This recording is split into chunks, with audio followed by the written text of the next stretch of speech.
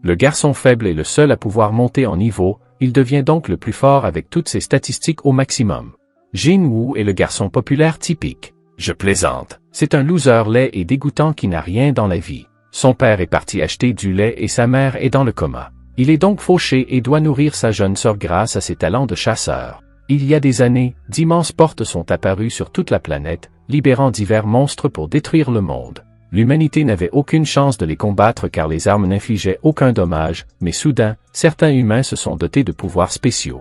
Ils sont connus sous le nom de chasseurs. Les chasseurs sont classés en fonction de leur pouvoir magique, du grade E au grade S. L'humanité a réussi à survivre pendant les 2 prochaines années grâce à ces nouveaux pouvoirs, mais elle doit encore éliminer les donjons qui se présentent, faute de quoi le donjon accumulera de la magie et s'ouvrira, libérant les monstres. Il y a 3 ans, un phénomène similaire s'est produit sur une île voisine. Un donjon de rang S n'avait pas été nettoyé et des monstres ont envahi l'île. Les chasseurs ont essayé de libérer l'île, mais les monstres ont fini par être plus forts. Nous voyons plusieurs hommes autour d'un chantier de construction et l'un d'entre eux, nommé Kim, prend un café pendant que le serveur lui souhaite bonne chance pour le raid d'aujourd'hui. Un autre homme, Park, appelle Kim et lui demande ce qu'il fait ici, puisqu'il a cessé d'être chasseur. Park explique que sa femme est enceinte et qu'il doit donc être chasseur. Tim répond qu'il n'y a rien de mieux qu'un bon raid pour se faire de l'argent, mais Park est inquiet car ses compétences étaient déjà mauvaises et il pense qu'elles vont empirer puisqu'il n'a pas fait de raid depuis un moment. Soudain, l'attention de tous se tourne vers Jin-Woo qui vient d'arriver sur les lieux. Jin-Woo reste humble et dit qu'il a hâte de travailler avec tout le monde. Kim salue Jin-Woo en lui demandant s'il a déjà mangé, ce que Jin-Woo confirme en continuant à marcher. Curieux, Park demande si Jin-Woo est fort, car tout le monde semble heureux de le voir. Kim s'esclaffe en réalisant qu'il a battu en retraite avant que Jin-Woo ne commence à faire des raids. Kim révèle que Jin-Woo porte le surnom de « chasseur le plus faible de tous ». Park est confus car il s'attendait à quelque chose comme « le plus fort ». Kim explique que Jin-Woo est un chasseur de base qui est toujours blessé, c'est pourquoi les gens l'appellent le chasseur le plus faible, mais Kim pense que puisque Jin-Woo est dans ce donjon, il sera facile à terminer. Kim dit à Park d'arrêter d'en parler parce que Jin-Woo pourrait les entendre, mais Jin-Woo soupire parce qu'il peut tout entendre. Alors qu'il marche, Jin-Woo entend une voix familière qui lui dit qu'il est à nouveau blessé. Il remarque Jui et la salue en lui disant que c'est bon de la revoir. Elle lui demande ce qui est arrivé à son visage, mais il répond qu'il s'est passé des choses. Il décide d'expliquer l'histoire et elle apprend qu'il s'est retrouvé à l'hôpital. Il lui révèle que, bien qu'il s'agisse d'un donjon de niveau E, il est le seul à avoir été blessé. Il lui explique que tous les autres étaient de haut niveau et qu'ils n'ont pas amené de guérisseur parce qu'ils pensaient qu'ils ne seraient pas blessés. Jin-Woo admet que c'est de sa faute parce qu'il est faible, mais il a l'habitude d'être blessé. Jin-Woo réalise alors qu'il est temps de commencer le raid et lui dit d'y aller. Il rencontre Song, un chasseur expérimenté, et lui demande s'ils sont d'accord pour qu'il soit le chef du groupe, mais tout le monde est d'accord. Ils ouvrent la porte et entrent dans le donjon. Kim dit à Jin-Woo de rester près d'eux pour éviter d'être blessé et Jin-Woo sort son couteau, disant que c'est la seule chose qu'il peut s'offrir, mais qu'il va quand même faire de son mieux aujourd'hui. Le président de l'association des chasseurs explique à son bras droit qu'il a rencontré le gouvernement qui lui a demandé d'éviter les perturbations dans les donjons, mais aussi de fournir les biens acquis dans les donjons, car il gagne de l'argent grâce à la revente des biens obtenus. Ces biens sont les cristaux que les gens obtiennent en tuant des monstres dans le donjon. Nous voyons Jin-Woo couvert de sang, un cristal à la main. Il est heureux d'avoir réussi à vaincre un faible gobelin, mais Jui lui dit de faire attention. Un autre gobelin l'attaque, mais il parvient à bloquer l'attaque. Le gobelin continue d'attaquer, mais il esquive tout et tente de déchiqueter le gobelin, mais sa lame se brise au contact. Le gobelin ne tarde pas à le poignarder. Jui s'inquiète pour lui, mais Park s'avance et vainc le gobelin. Jin-Woo retire la lame de son estomac et s'allonge sur le sol en perdant du sang. Park demande à Jui de soigner Jin-Woo pendant qu'il vainc les monstres à proximité. Jui se précipite à l'aide de Jin-Woo et commence à utiliser ses capacités de guérison. Pendant qu'il est soigné, Jin-Woo voit tout le monde vaincre facilement les monstres et se sent envieux. Pendant ce temps, le président explique que les pierres d'essence obtenues sur les monstres de haut rang peuvent être utilisées pour créer des armes plus puissantes afin de vaincre des monstres plus puissants. Il mentionne également la possibilité d'obtenir des monocristaux dans les donjons et les armes, mais leur qualité n'est pas très bonne. L'autre gars ne comprend pas pourquoi le gouvernement veut ces cristaux. Il explique qu'ils veulent les utiliser pour créer un nouveau type d'énergie plus sûr que l'énergie nucléaire et plus efficace que les sources d'énergie normales. Cela permettra de réduire la pollution en créant une véritable énergie verte, mais ils ne peuvent la créer que si les chasseurs éliminent les donjons. Dans le donjon, Jin-Woo a été soigné et le groupe a réussi à vaincre le boss. Jui le soigne à nouveau et lui demande pourquoi il veut devenir chasseur. Elle lui explique que s'il continue à faire la même chose, il aura de gros problèmes. Jin-woo s'excuse, mais Jui se plaint qu'il ne veut pas d'excuses parce qu'elle s'inquiète pour lui. Song s'adresse à tout le monde en expliquant que le raid est terminé et que tout le monde commence à piller les objets trouvés. Jin-woo regarde sa pierre d'essence et s'apitoie sur son sort, car il n'a risqué sa vie que pour une récompense dérisoire. Soudain, un autre garçon crie qu'il y a une autre entrée à proximité. Tout le monde est confus, mais Song révèle qu'il existe parfois des donjons doubles. Certains trouvent cela étrange, mais la plupart pensent que cela signifie que les récompenses sont plus importantes. Song explique au groupe que la porte du donjon ne se ferme que si le boss du second donjon est également vaincu. Normalement, il devrait le signaler à l'association des chasseurs et attendre une décision, mais cela signifie aussi que d'autres chasseurs pourraient venir voler le boss. Tout le monde vote pour accepter ou non la mission. Il y a 13 membres au total, la moitié d'entre eux votent oui, tandis que les autres votent non. Jin-woo est celui qui décidera du sort du groupe avec son vote. Jin-woo pense que ce donjon est trop dangereux pour lui, mais il est pauvre comme moi et doit trouver un moyen d'envoyer sa sœur à l'université et de payer les soins de sa mère. Pour protéger sa famille, il décide donc d'accepter. Pendant ce temps, nous voyons quelques personnes effectuer leur examen d'éveil du chasseur. Un garçon pose sa main sur un cristal noir et il mesure son pouvoir. Nous découvrons qu'il existe plusieurs groupes appelés guildes qui recrutent des chasseurs à potentiel et les entraînent à effectuer des raids dans les donjons. Le chasseur le plus fort du pays est connu sous le nom de Ain, le chef adjoint de la guilde. C'est une très jolie blonde de rang S. À l'intérieur du donjon, certains membres pensent qu'ils se sont aventurés trop loin car ils marchent depuis 40 minutes. Ils ont 1 heure pour quitter le donjon après avoir vaincu le boss, il leur reste donc environ 20 minutes. Jin-woo profite de l'occasion pour s'excuser auprès de Jui, qui lui explique que c'est à cause de lui qu'elle a été forcée de rester pour vaincre le deuxième donjon. Jui lui répond qu'elle est d'accord et qu'il n'a pas à s'inquiéter pour elle, mais elle révèle alors qu'elle est en colère et lui crie dessus en lui demandant s'il est un psychopathe. Elle lui explique que s'il avait été poignardé un peu plus haut, il aurait eu un trou dans la poitrine. Ses bras et ses jambes ont presque été enlevés. Elle lui révèle également que ses soins de niveau B ont à peine réussi à le guérir et lui demande pourquoi il a accepté de venir. Jin-woo s'excuse et se dit que s'il est encore en vie, c'est grâce à Jui. Sans elle, il serait mort. Soudain, elle flirte avec lui laissant entendre qu'il devrait lui rendre l'appareil en dînant avec elle. Jin-woo est confus, mais elle lui demande avec colère s'il ne veut pas passer du temps avec elle. Jin-woo rougit littéralement, expliquant qu'elle n'est pas dans ses cordes, mais qu'il aimerait bien sortir avec elle. Soudain, quelqu'un annonce qu'ils sont arrivés dans la chambre du patron. Certains membres sont confus car ils n'ont jamais trouvé de chambre de patron avec une porte auparavant.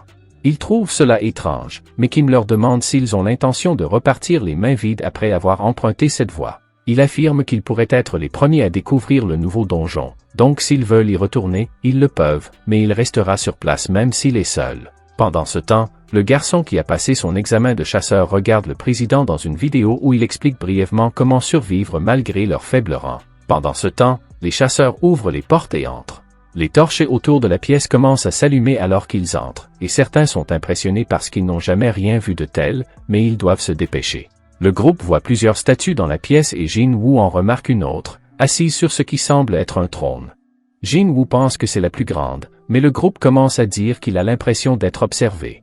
Il remarque alors quelque chose d'étrange, même s'il n'y a pas de monstre dans la pièce. Song remarque alors le sol et ce qui semble être un cercle magique. Kim appelle Song qui lui dit qu'il y a une statue avec quelque chose d'écrit dessus. Tout le monde s'approche de la statue d'ange et remarque l'inscription. Song la lit à haute voix en précisant qu'il s'agit des commandements du temple. Dans le premier, ils doivent adorer Dieu. Dans le deuxième, ils doivent prier Dieu. Dans le troisième, ils doivent croire en Dieu et ceux qui n'obéissent pas doivent mourir. Jui devient folle et appelle Jin-woo en lui disant que les yeux de la statue géante ont bougé et les ont regardés. Jin-woo est confus et lui dit qu'elle a dû l'imaginer. Soudain, la porte se referme et tout le monde devient fou car ils sont maintenant pris au piège. Les chasseurs commencent à marcher vers la porte, se plaignant qu'ils ne voulaient pas venir ici. Un chasseur touche la porte et soudain une statue bouge et lui coupe la tête. Tout le monde est choqué et commence à crier. Jin-woo se désespère en pensant que le garçon vient de mourir. Il sait que le garçon était beaucoup plus fort que lui. La statue reprend sa position initiale, mais Jin-woo ne comprend pas qui peut bien être ce monstre dans un donjon de catégorie D. Il se rend compte qu'il s'agit d'un monstre. Jin-woo regarde la statue plus grande en prêtant attention à chaque détail jusqu'à ce qu'il voit ses yeux bouger pour le regarder. Jin-Woo commence à se remémorer les moments où il a été confronté à des situations de vie ou de mort. Il a été séparé de son équipe lors de son premier donjon et a été blessé par des monstres, ce qui l'a obligé à passer plusieurs semaines à l'hôpital. Ensuite, il a failli mourir de faim alors qu'il était pris au piège dans un labyrinthe. Il a expliqué que les chasseurs dépensent l'argent qu'ils gagnent grâce aux pierres d'essence pour acheter des armes supplémentaires afin de vaincre des monstres plus puissants, mais il n'a jamais eu d'argent que pour acheter des couteaux à beurre bon marché. Si les couteaux se cassaient, il était obligé de combattre les monstres avec ses poings et il n'avait même pas d'argent pour s'habiller. Il ne gagnait pas beaucoup d'argent et les autres chasseurs se moquaient toujours de lui. Il était donc toujours à la recherche d'échappatoires pour survivre et observait tout en détail afin d'avoir une chance de s'échapper. De retour à la réalité, Jin-Woo leur crie d'esquiver et la statue tire un rayon laser avec ses yeux, tuant plusieurs chasseurs. Les survivants sont déconcertés par cette scène et, heureusement, Jin-Woo a réussi à sauver Jui, mais elle panique de peur. Il regarde autour de lui, confus de ce qui s'est passé et de comment ils en sont arrivés là. Il sait qu'ils sont pris au piège et qu'ils ne peuvent pas s'échapper. Il finit par devenir fou car il sait qu'ils vont tous mourir. Il ne pense qu'à courir, mais Song leur ordonne de rester immobiles car s'ils se lèvent, ils seront attaqués. Jui est effrayé et Jin-Woo essaie de la calmer. Song s'approche de Jin-Woo et lui dit que s'il ne les avait pas prévenus, ils seraient tous morts. Il demande à Jin-Woo comment il l'a su, mais celui-ci répond qu'il a simplement senti le danger. Jin-Woo remarque alors que le bras de Song a disparu, mais il dit que ce n'est pas grave et lui demande d'arrêter le saignement. Jin-Woo applique des bandages autour du bras de Song, et il explique qu'il allait demander à Jui de le soigner, mais qu'elle n'en est pas capable. C'est pourquoi il ne participe qu'à des raids faciles. Song révèle également qu'il a participé à quelques raids de rang B, mais qu'il s'agit ici d'un donjon de rang S. Il se souvient alors de la statue et de son bras. Il se souvient alors de la statue et des commandements en carton. Jin-Woo pense que le dieu mentionné dans ses règles est la grande statue. Pendant ce temps, la jeune sœur de Jin-Woo, Jin-Ah, est à l'école et parle à son ami Sonji qui a manqué ses premiers cours, mais elle lui demande si le frère de Jin-Ah est un chasseur. Elle dit que malgré les progrès de son frère en tant que chasseur, il se blesse toujours dans le donjon. Pendant ce temps, Song dit que c'est une mauvaise idée de combattre la statue et qu'il devrait trouver un moyen de s'échapper. Cependant, il y a un garçon stupide qui refuse de mourir et qui commence à augmenter son pouvoir. Song ordonne au garçon de ne pas bouger, mais celui-ci se met à courir en disant qu'il est plus rapide que son adversaire. Finalement, son corps disparaît et il ne reste que ses pieds. Un sacrifice qui en vaut la peine, je dirais. Tout le monde commence à paniquer. Jin-Woo se demande pourquoi la statue ne les a pas encore tués, car les monstres attaquent généralement à l'aveuglette, mais pas la statue. Jin-Woo pense au commandement et demande à Song quel est le premier. Song répond qu'il s'agit d'adorer le dieu, et avec ces mots, Jin-Woo pense que ce donjon a des règles spéciales et qu'il a un plan. Song essaie de l'arrêter, mais en voyant le regard de Jin-Woo, Song est sûr que le garçon n'a pas abandonné. Jin-Woo remarque que la statue se prépare à l'attaquer et s'agenouille soudain. La statue arrête l'attaque, alors il dit à tout le monde de s'agenouiller devant la statue, ce qui embrouille tout le monde. Song demande s'il a compris quelque chose et Jin-Woo dit que tant que leurs têtes sont en dessous d'une certaine hauteur, la statue ne les attaquera pas. C'est la signification du premier commandement. Tout le monde suit ses mouvements et se demande s'ils pourront survivre en faisant cela, mais les yeux de la statue restent vides. Soudain, la statue se met à sourire et tout le monde a peur de son expression. Ils se rendent compte que la statue ne les attaque pas et l'un des garçons se lève et commence à fêter l'événement. Les autres se lèvent en pensant qu'ils sont en sécurité, mais Jin-Woo sait que ce n'est pas fini, et soudain, l'énorme statue se lève. Song demande à Jin-Woo ce qu'il faut faire, mais notre garçon ne le sait pas encore. La statue commence à marcher et Jin-Woo dit qu'ils ne peuvent pas enfreindre les commandements. Il dit à tout le monde que le deuxième commandement est de louer Dieu. Tout le monde ne sait pas comment s'y prendre, mais un autre garçon dit qu'il sait comment louer Dieu grâce à ses recherches sur le folklore traditionnel. Le garçon s'agenouille et commence à prier. La statue commence à ralentir et regarde le garçon, mais Jin-Woo sent quelque chose d'étrange car ce ne sont pas les mots pour louer ce Dieu. La statue sourit tandis que le garçon continue de prier, mais elle finit par l'écraser et tout le monde panique.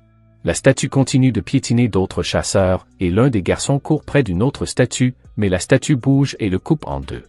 Jin-Woo entraîne Jui à l'écart, réfléchissant à la façon dont il pourrait louer le dieu. Il regarde les autres statues et compare leurs armes, jusqu'à ce qu'il remarque que certaines statues ont des instruments de musique. Après une brève réflexion, il crie à tout le monde de se mettre sous les statues. Song est confus, mais il suit les ordres. La statue commence à jouer de l'instrument et Song dit à tout le monde de suivre le conseil car ces statues ne les attaqueront pas. Jin-Woo et Jui essaient d'atteindre une statue, mais celle-ci ne joue pas.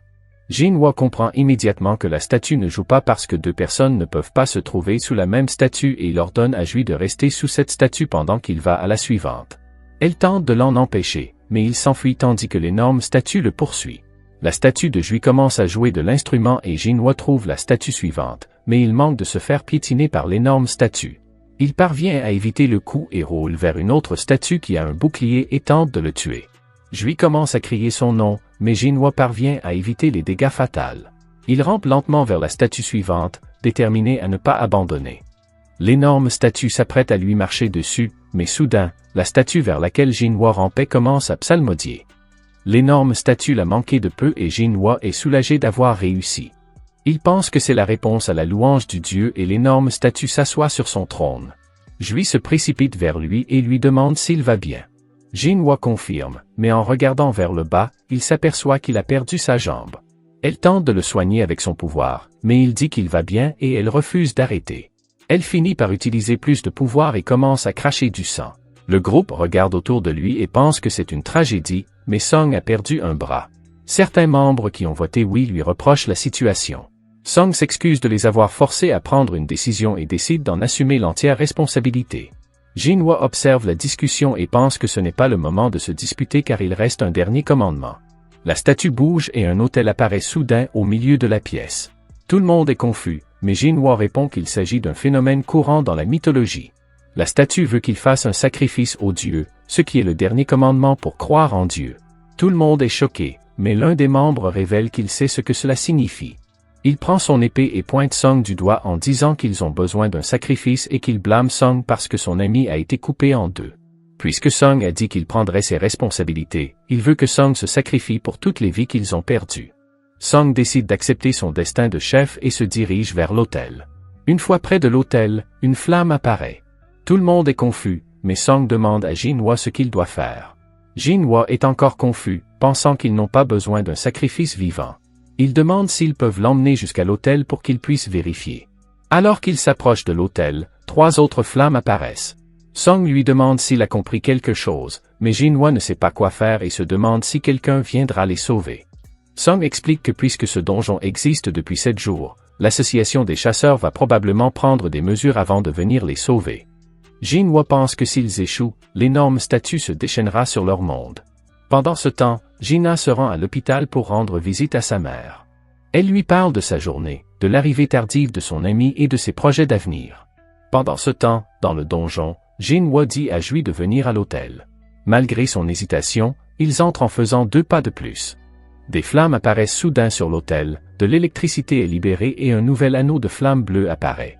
La porte du donjon s'ouvre soudainement, ce qui inquiète tout le monde car il pourrait s'agir d'un piège. L'une des flammes bleues disparaît et les statues commencent à s'illuminer et à bouger. Tout le monde commence à paniquer, tandis que Jinhua regarde autour de lui et remarque un mécanisme étrange. Il demande à tout le monde de ne pas fermer les yeux et de ne pas regarder les statues, car elles s'arrêteraient de bouger. Tout le monde suit ses instructions et les statues cessent de bouger. Cependant, certains membres sont trop inquiets et commencent à s'enfuir du cercle. L'une des flammes s'éteint, mais la jeune fille a réussi à quitter la pièce. La porte commence cependant à se refermer. Song demande à Jinhua s'il sait ce qui s'est passé, mais il est confus. Jinhua pense aux 3 commandements et pense que la porte est un piège car le dernier est de croire en Dieu, et il pense que la porte est juste pour leur donner un faux sentiment d'espoir. Il pense que c'est une façon de tester la foi de chacun en la statue. Un autre fou cède et court vers la porte. D'autres personnes pensent à partir, mais Jinhua explique que si quelqu'un d'autre part, la statue bougera.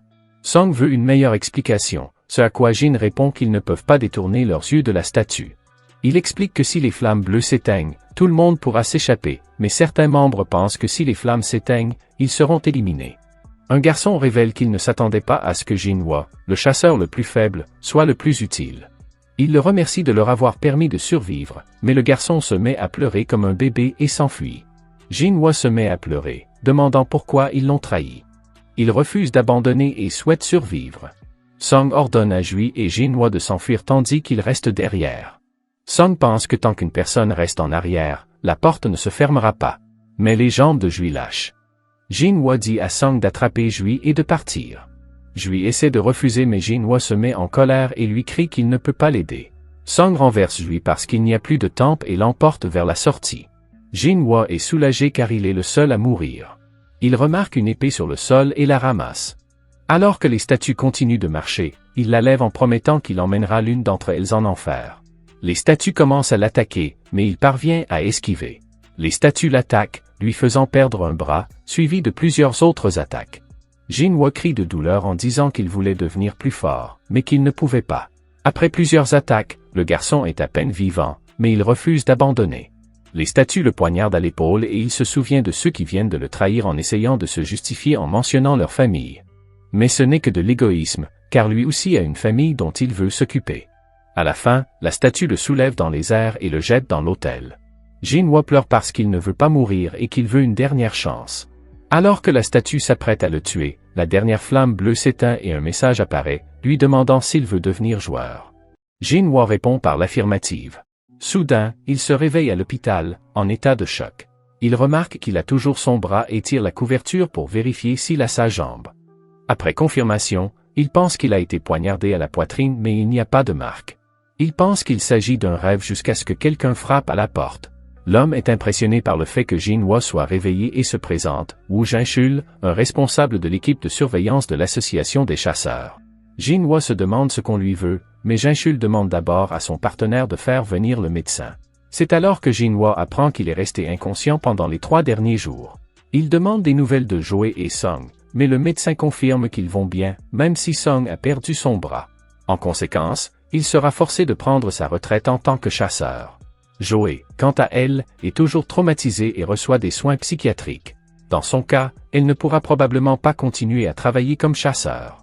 Jinhua pense à tout ce qui s'est passé et Zhenshul mentionne que seules 6 personnes ont survécu à ce donjon. Il dit que le métier de chasseur est dangereux, mais qu'il est rare de voir ce genre d'issue. Cependant, il mentionne qu'il y a eu quelque chose d'étrange. La guilde du Tigre Blanc est venue dans le donjon après avoir été alertée par les gars qui s'étaient enfuis. Cependant, ils n'ont jamais vu de deuxième salle. Tout ce qu'ils ont vu, c'est Jinhua effondré sur le sol. Ils ont enquêté, mais n'ont trouvé aucune trace du soi-disant temple ou des statues que tout le monde a décrit. Jinhua et Zhenshul pensent que c'est incroyable. Pourtant, tous les survivants ont dit la même chose et ils ont retrouvé les corps de ceux qui sont morts. Par conséquent, l'association des chasseurs ne peut pas soupçonner le reste du groupe d'avoir tué tout le monde. Zhenshul révèle cependant qu'il soupçonne Jinhua d'avoir vécu un second réveil. Jinhua est choqué d'entendre ces mots et se souvient de tout ce qu'on lui a appris. Le pouvoir d'un chasseur est déterminé au moment où il s'éveille et ne change jamais. Cependant, il existe de rares cas où un chasseur connaît un second éveil. Certains d'entre eux sont passés d'un rang inférieur à un rang A ou même S. Jinhua essaie de cacher son excitation face à cette possibilité. Ils sortent alors un gadget pour mesurer sa puissance et lui disent de mettre sa main dessus. Jinhua sourit, pensant que c'est son jour de chance, et pose sa main.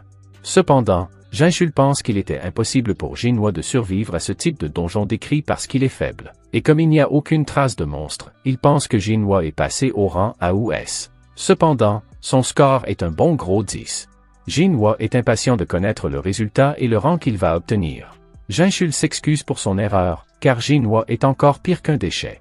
Ils partent et l'assistant de Zhenshul mentionne que tous les autres chasseurs de rang A ont réussi à obtenir 70 ou plus.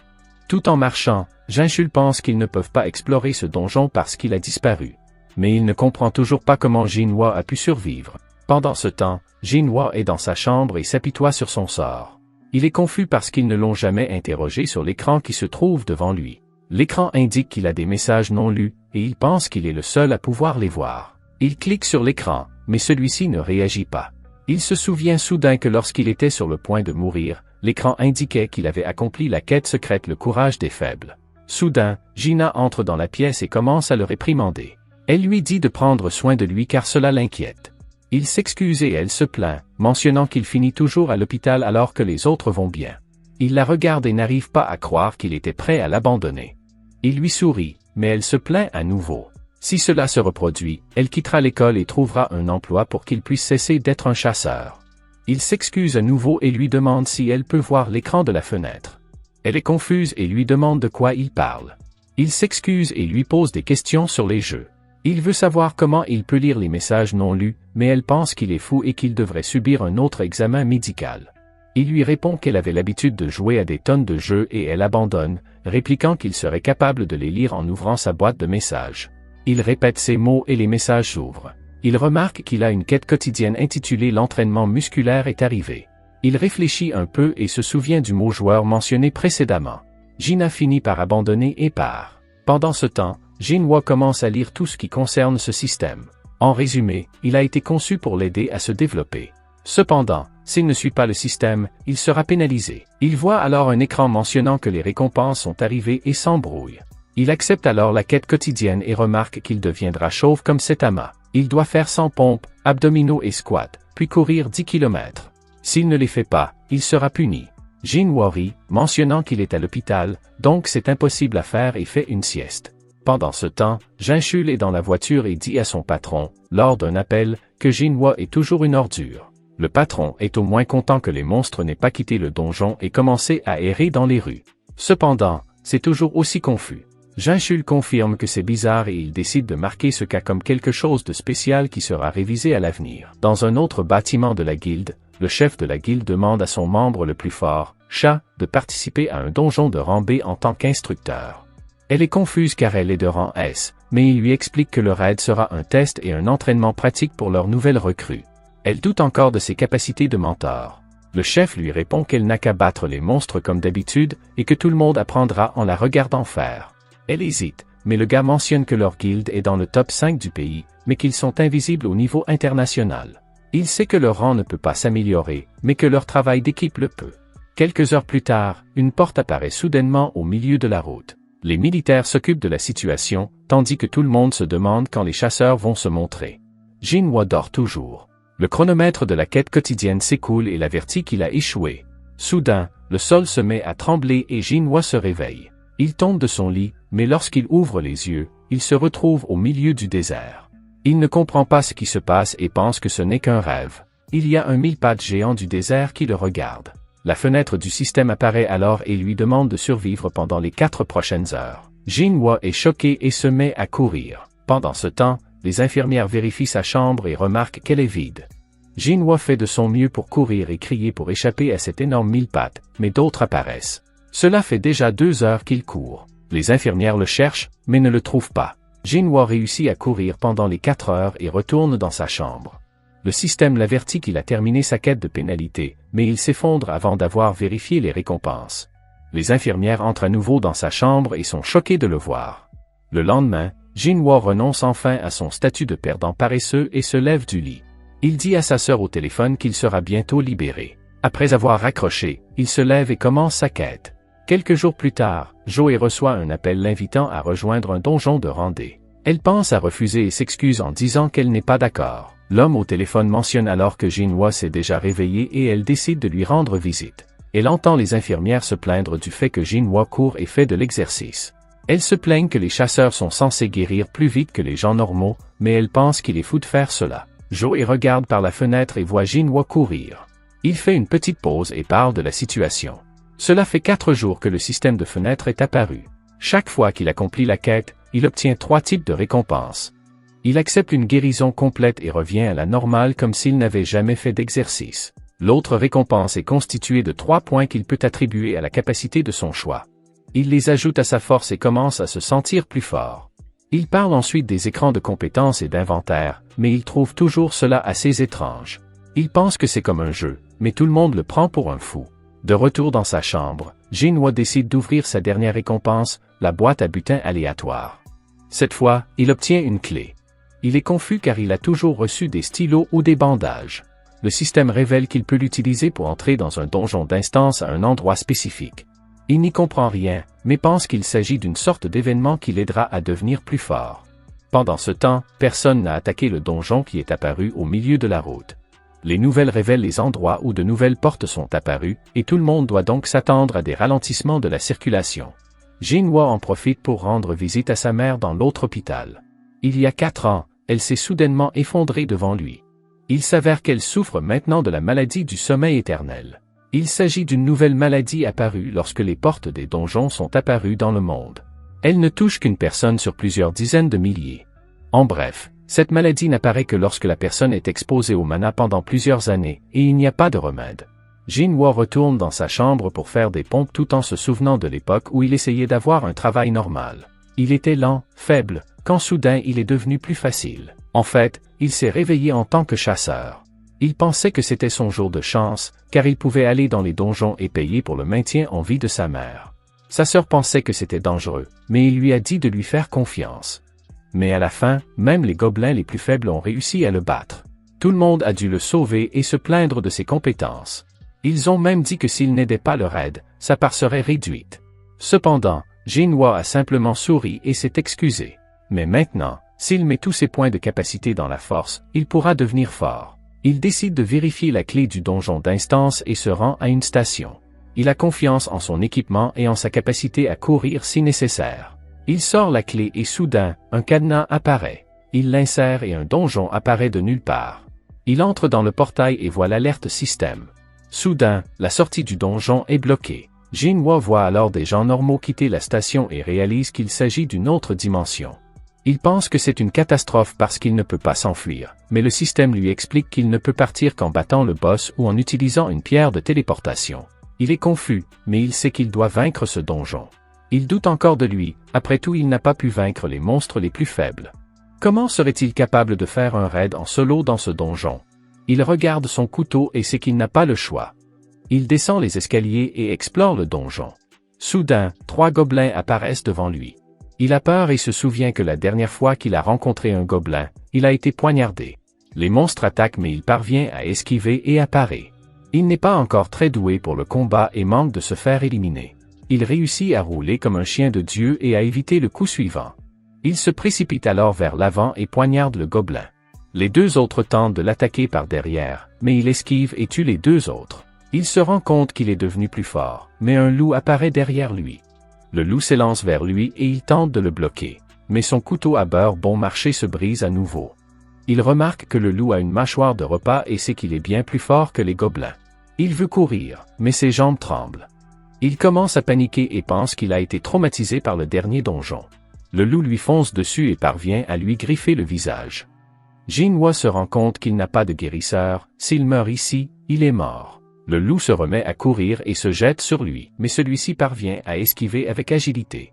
Il remarque que son corps est beaucoup plus léger que d'habitude, et il décide de surmonter sa peur et de ne pas renoncer à la possibilité d'une seconde vie. Il se jette sur le loup et lui assène un super coup de poing qui le fait voler. Jinhua remarque que ses terres sont fumantes à cause du coup de poing et se demande si c'est le résultat de sa force accrue. Jinhua se rend compte qu'il est beaucoup plus fort que le loup. Le loup l'attaque à nouveau et Jinhua répond avec ses poings, mais cette fois-ci ils sont inefficaces et il n'a pas d'autre choix que d'esquiver l'attaque. Jinhua se rend compte qu'il a besoin d'aide pour vaincre le loup. Comme il n'a pas de groupe avec lui, il décide d'utiliser les ressources à sa disposition et parcourir, mais le loup le blesse au tibia. Il cherche une arme magique à utiliser contre le loup, puis se souvient de son inventaire secret.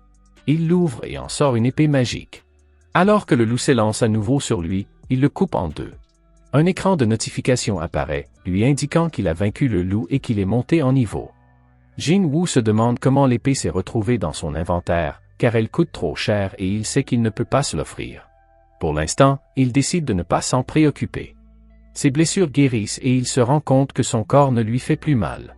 2 autres loups apparaissent, mais Jinhua ne s'inquiète pas car il a maintenant une arme pour les vaincre.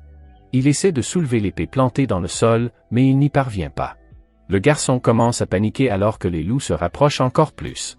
Il supplie désespérément l'épée de sortir du sol et parvient enfin à la retirer. Les loups se jettent déjà sur lui, mais il parvient à en éliminer un. Il s'élance sur l'autre, mais le loup l'attrape avec ses crocs. Jinhua ne veut pas que le loup abîme sa nouvelle épée. Il donne des coups de pied à la bête pour lui faire perdre son emprise et finalement Jinhua parvient à vaincre le loup. Un autre loup surgit de nulle part, mais notre garçon n'est pas du tout inquiet car ces loups ne sont rien comparés aux monstres qu'il a dû affronter dans la pièce secrète. Jinhua affronte le loup, mais la bête s'enfuit, effrayée. Jinhua décide de se reposer et se rend compte qu'il est maintenant au niveau 2 après avoir affronté le loup. Il n'a jamais progressé dans les missions quotidiennes.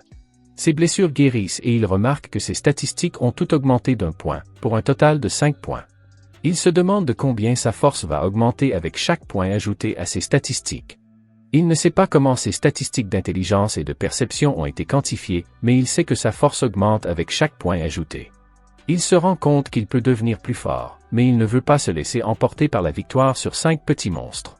Il se lève pour vérifier les gemmes magiques sur le corps des loups. Soudain, une notification lui indique qu'il a reçu un objet au lieu d'une gemme. Il sort l'objet, et c'est un croc de loup. Jin-Woo se demande si les bêtes qu'il rencontrera dans ce donjon seront différentes dans la réalité, car tout semble être contrôlé par un système de jeu. L'écran de la boutique apparaît et Jin-Woo tente d'acheter quelque chose, mais le système de jeu lui indique que les nouveaux joueurs ne peuvent pas encore acheter. Il décide de vendre la défense et obtient 20 pièces d'or en échange. Il se demande quel serait l'équivalent en argent, mais il sait qu'elle ne doit pas valoir grand-chose, elle se trouve dans un donjon de rang 1. Jin-Woo prend son épée et se demande s'il doit vaincre le boss du donjon ou obtenir la pierre de téléportation pour sortir, mais il ne sait pas où se trouvent les deux. Il n'est pas sûr de pouvoir vaincre le boss du donjon seul, mais il pense qu'il a une chance s'il continue à monter en niveau. Jin-Woo aperçoit soudain toute une meute de loups tapis dans l'ombre. Le loup qui s'est échappé est revenu en emportant le reste de la famille, mais Jin-Woo n'a plus peur. Il frappe et tranche pendant que les loups plongent. Jin-Woo est maintenant entouré de loups et il espère profiter de la bataille, espérant que ses chiens ne mourront pas trop facilement. Son passé de perdant défile devant ses yeux et c'est avec un sourire qu'il les vainc tous, se méritant ainsi le titre de tueur de loups. Jin-Woo se rend compte que son épée est presque cassée, mais il est heureux que la bataille soit terminée. Il consulte son inventaire pour voir les objets qu'il a obtenus lors de la bataille et reçoit la pierre de téléportation. Il pensait qu'elle serait beaucoup plus difficile à obtenir et envisage de quitter le donjon, mais il ne sait pas s'il aura une autre chance de devenir plus forte aussi facilement et se demande si le donjon va disparaître. Il décide de garder la pierre dans son inventaire et de continuer à avancer dans le donjon. Pendant ce temps, Jui reçoit un appel de l'association des chasseurs et s'excuse pour ses actions précédentes. Ils lui disent qu'un donjon voisin va bientôt fermer et qu'ils ont besoin de son aide. Pendant ce temps, Jin-Woo entre dans le donjon, vainc plusieurs nouvelles bêtes et monte en niveau. Jin-Woo arrive à une volée de marche et se rend compte qu'il ne peut pas vaincre le monstre qui l'attend au bout du couloir. Il regarde ses statistiques et constate que son niveau n'a pas augmenté depuis longtemps. Son épée est sur le point de se briser en 1000 morceaux, mais il décide de descendre les escaliers. Il entend un bruit de course et voit un monstre arriver sur lui à toute vitesse, mais il ne peut pas réagir assez vite. Le monstre le plaque contre le mur et son épée se brise. Le chef de la zone s'avère être un serpent d'eau. Jin-Woo se rend compte qu'ils sont du même niveau. Il regarde les écailles du serpent et se rend compte que son épée serait inutile contre lui. Le serpent le frappe, mais il utilise son épée pour dévier l'attaque. Il décide d'affaiblir d'abord la bête, mais son épée est presque inutile contre les écailles du serpent. Le serpent attaque à nouveau et Jin-Woo l'évite, mais la queue du serpent le frappe. Le serpent plonge dans l'eau et Jin-Woo tente de nager rapidement. Le serpent l'attaque à nouveau et le fait voler au loin. Ji-Woo voit un train voler vers lui et doit l'esquiver. Il se croyait beaucoup plus fort, mais face au serpent, il se sent impuissant. Jin-Woo saisit son épée brisée et se demande à quel point il doit devenir plus fort pour ne pas être ridiculisé à nouveau. Il se souvient qu'un garçon lui avait dit que tout le monde le considérait comme le chasseur le plus faible que l'humanité ait jamais connu. Le serpent l'épingle contre le mur et l'écrase jusqu'à ce que le mur se brise.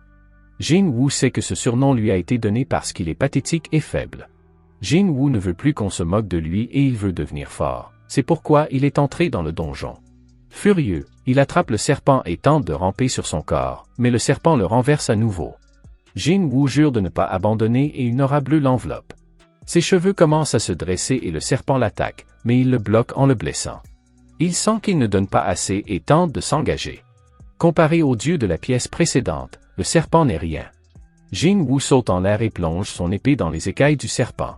Le serpent tente de l'attaquer à nouveau, mais il le bloque et le blesse à nouveau. Jin-Woo saute à nouveau en l'air et le serpent en profite pour ouvrir la bouche et avaler l'épée de Jin-Woo.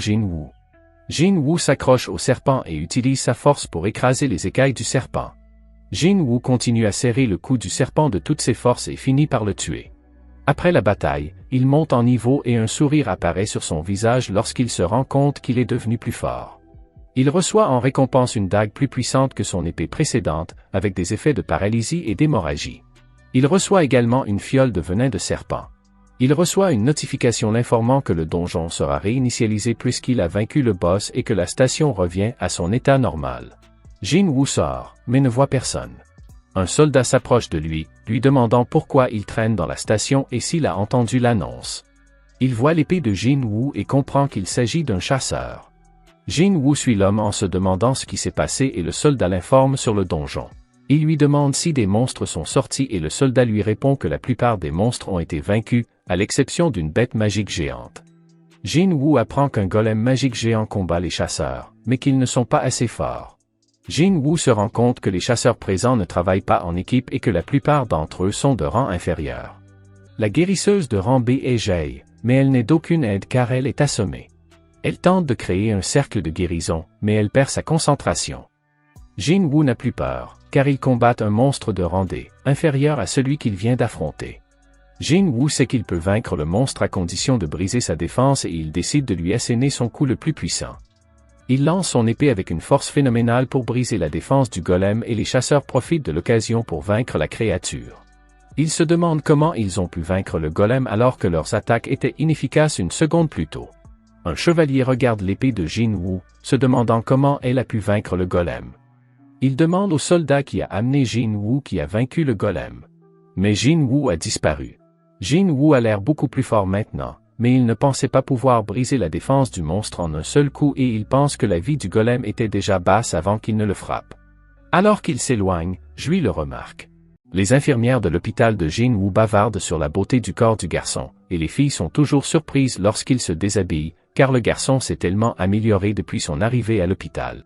L'une des infirmières frappe et entre dans la chambre de Jin Woo, mais elle est surprise de le voir sans sa chemise. Il s'excuse d'avoir enlevé sa chemise et elle s'excuse d'être entrée dans la chambre. L'infirmière ne peut s'empêcher d'admirer ses muscles, mais Jin Woo lui demande ce qu'elle voulait lui dire et elle revient à la réalité. Elle lui dit que c'est le jour de la sortie et lui demande s'il a encore mal, ce à quoi il répond qu'il s'est complètement remis. Elle lui dit de remplir les formalités de sortie à la réception. Jin Woo la remercie de s'être occupée de lui. Au cours d'un bulletin d'information, Yuno, l'un des chasseurs de la 7e année avec un palmarès impressionnant, est présenté. La journaliste lui demande à quoi ressemble sa vie en dehors des missions et il lui répond qu'il passe son temps à s'entraîner, car l'entraînement est indispensable. Elle lui demande si ce n'est pas fatigant et il lui répond qu'il est habitué, car il a travaillé comme pompier dans le passé. Il sait qu'une petite erreur peut mettre en danger la vie de ses collègues. Jenna regarde les informations quand elle réalise soudain qu'elle est en retard. Elle se précipite hors de la pièce et appelle Jin Woo. Il lui dit d'être prudente sur le chemin de l'école. Jin Woo se masse le ventre et Jenna ne peut s'empêcher de remarquer ses abdominaux. Elle lui demande s'il a fait de la musculation et il lui répond qu'il en a fait un peu. Elle remarque la différence de taille entre eux et lui demande si cette augmentation est due à la musculation. Elle s'apprête à mettre ses chaussures avant de partir, mais Jin Woo vient lui tendre le parapluie qu'elle avait oublié. Il la pousse amicalement vers la porte et elle lui dit au revoir. Après son départ, Jin Woo se rend dans le salon et regarde les tâches quotidiennes qu'il a accomplies. Il a tout fait, sauf la course, alors il décide de la faire plus tard. Il regarde ses statistiques et constate qu'il lui reste des points non attribués. Il sait qu'il a besoin de suffisamment de force pour causer plus de dégâts, mais cela ne servirait à rien s'il ne parvenait pas à atteindre la cible. Il voit l'importance des statistiques de vitalité et de perception, il décide donc de répartir ses points entre la force, l'agilité et la perception. Il reçoit un appel téléphonique de son propriétaire et lui demande si son loyer a été payé. Le propriétaire lui répond qu'il n'a toujours pas payé son loyer pour le mois en cours. Jin Woo lui dit qu'il va transférer l'argent et le propriétaire apprécie sa réponse. Jin Woo ne sait toujours pas s'il a subi un second éveil de son pouvoir, mais il est maintenant capable de tuer des gobelins en un instant, il devrait donc pouvoir gagner sa vie. Il s'assoit sur le canapé et consulte les donjons ouverts. Il sait qu'il doit terminer un donjon de haut niveau pour obtenir quelque chose de significatif, mais il ne sera pas qualifié pour y participer en raison de son faible rang. Il réfléchit à une nouvelle évaluation qui lui donnerait un rang plus élevé et le mettrait sous les feux de la rampe. Avec plus d'attention, il serait en mesure de gagner plus, mais il sait que les personnes ayant un second éveil sont rares. Il sait à quel point les médias peuvent être agaçants et il décide d'abandonner l'idée et de garder ses pouvoirs secrets jusqu'à ce qu'il les comprenne mieux. Il reçoit une notification sur son téléphone et, surpris, il s'habille immédiatement et se rend dans un endroit. Il accomplit sa tâche quotidienne et s'apprête à recevoir sa récompense, mais un homme l'appelle. L'homme se présente sous le nom de Dong-suk et Jin Woo se présente à son tour. L'homme découvre qu'il est un aventurier et l'un des membres de son groupe reconnaît Jin Woo et lui dit qu'il est célèbre pour être le chasseur le plus faible du monde. Un autre membre du groupe se met à rire du surnom de Jin Woo, mais Dong-suk leur dit d'arrêter et s'excuse de leur comportement grossier. Jin Woo demande à l'homme s'il peut se joindre à eux pour attaquer le donjon. Dong-suk lui répond qu'il peut se joindre à eux pour compléter les effectifs. Il lui explique les conditions requises pour entrer dans le donjon et Jin-woo comprend qu'il ne recevra pas de butin, mais qu'il touchera une commission. Il constate qu'il y a 4 chasseurs de grade C et 2 chasseurs de grade D ou inférieur. Jin-woo demande à l'homme ce qu'il va faire et l'homme lui répond qu'il va apporter leurs bagages contenant leurs affaires. Jin-woo demande à l'homme s'il y a un guérisseur, mais l'homme lui répond que c'est difficile pour une équipe sans guérisseur, mais qu'ils se sont toujours débrouillés. Jin-woo lit le contrat et constate que l'équipe ne sera pas responsable des blessures. Jin-woo signe et un autre chasseur vient se présenter sous le nom de Jin-oh. Il explique à Jin-woo qu'il est un chasseur de grade D qui a été amené ici pour faire de la figuration. Jin-woo est impressionné par son équipement et pense que Jin-oh vient d'une famille riche. Ils arrivent à la porte, mais en raison de son énormité, il doute qu'il s'agisse d'une porte de catégorie C. Dong-suk leur explique que la prison a été déclarée de catégorie C par les enquêteurs. Jin-oh se demande s'il est possible d'entrer dans l'immense porte et Jin-woo lui explique que l'association mesure le flux et classe les portes de rang B ou supérieur, et qu'elles sont gérées par de grandes guildes. Celles de rang C ne sont pas très dangereuses. Jin-oh est étonné de voir tout ce que Jin-woo sait et il lui dit qu'il est chasseur depuis longtemps, mais il avoue que c'est la première fois qu'il entre dans un donjon de rang C. Dong-suk demande à son groupe de le suivre et ils franchissent la porte. Le donjon étant sombre, Dong-suk demande à l'un de ses membres d'allumer une lumière. Ils sont surpris de voir qu'il n'y a ni monstre ni lumière dans le donjon. D'habitude, il y a des pierres luminescentes dans un donjon. Jin-woo se souvient d'un autre donjon qu'il a visité et qui était aussi sombre que celui-ci. Jin-oh demande à Jin-woo ce que sont les pierres luminescentes et il lui répond qu'il s'agit de roches luminescentes, communes aux donjons de type C.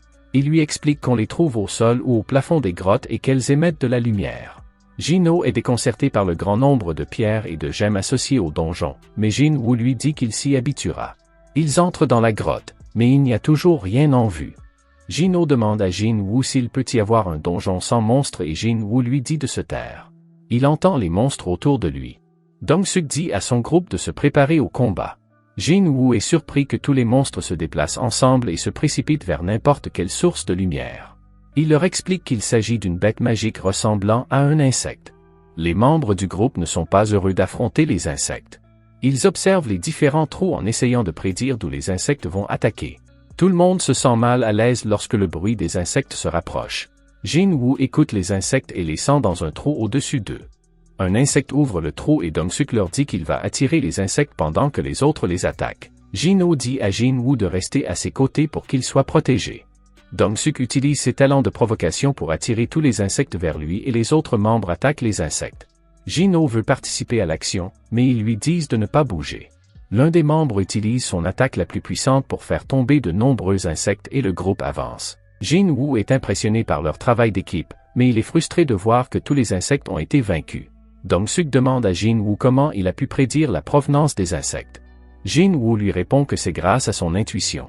L'un des membres du groupe appelle Dong-suk et il se rend compte que les insectes ont été tués par quelque chose qui les a piqués et non par leurs épées ou leur magie. Ils se rendent compte qu'il y a peut-être un monstre. Jin-woo dit à Jin-oh d'être prudent car son équipement est très cher. Pendant ce temps, dans le gymnase de l'association, des chasseurs s'entraînent lorsqu'ils entendent une énorme explosion. Certains sont surpris, mais un chasseur leur explique que cela se produit lorsque leur maître de guilde s'entraîne. Ils sont impressionnés par ses capacités, mais Uno pense que ce n'est pas suffisant. Jin-woo parle à Jin-oh des donjons et le garçon demande à Jin-woo s'il peut porter des bagages dans un donjon aussi grand.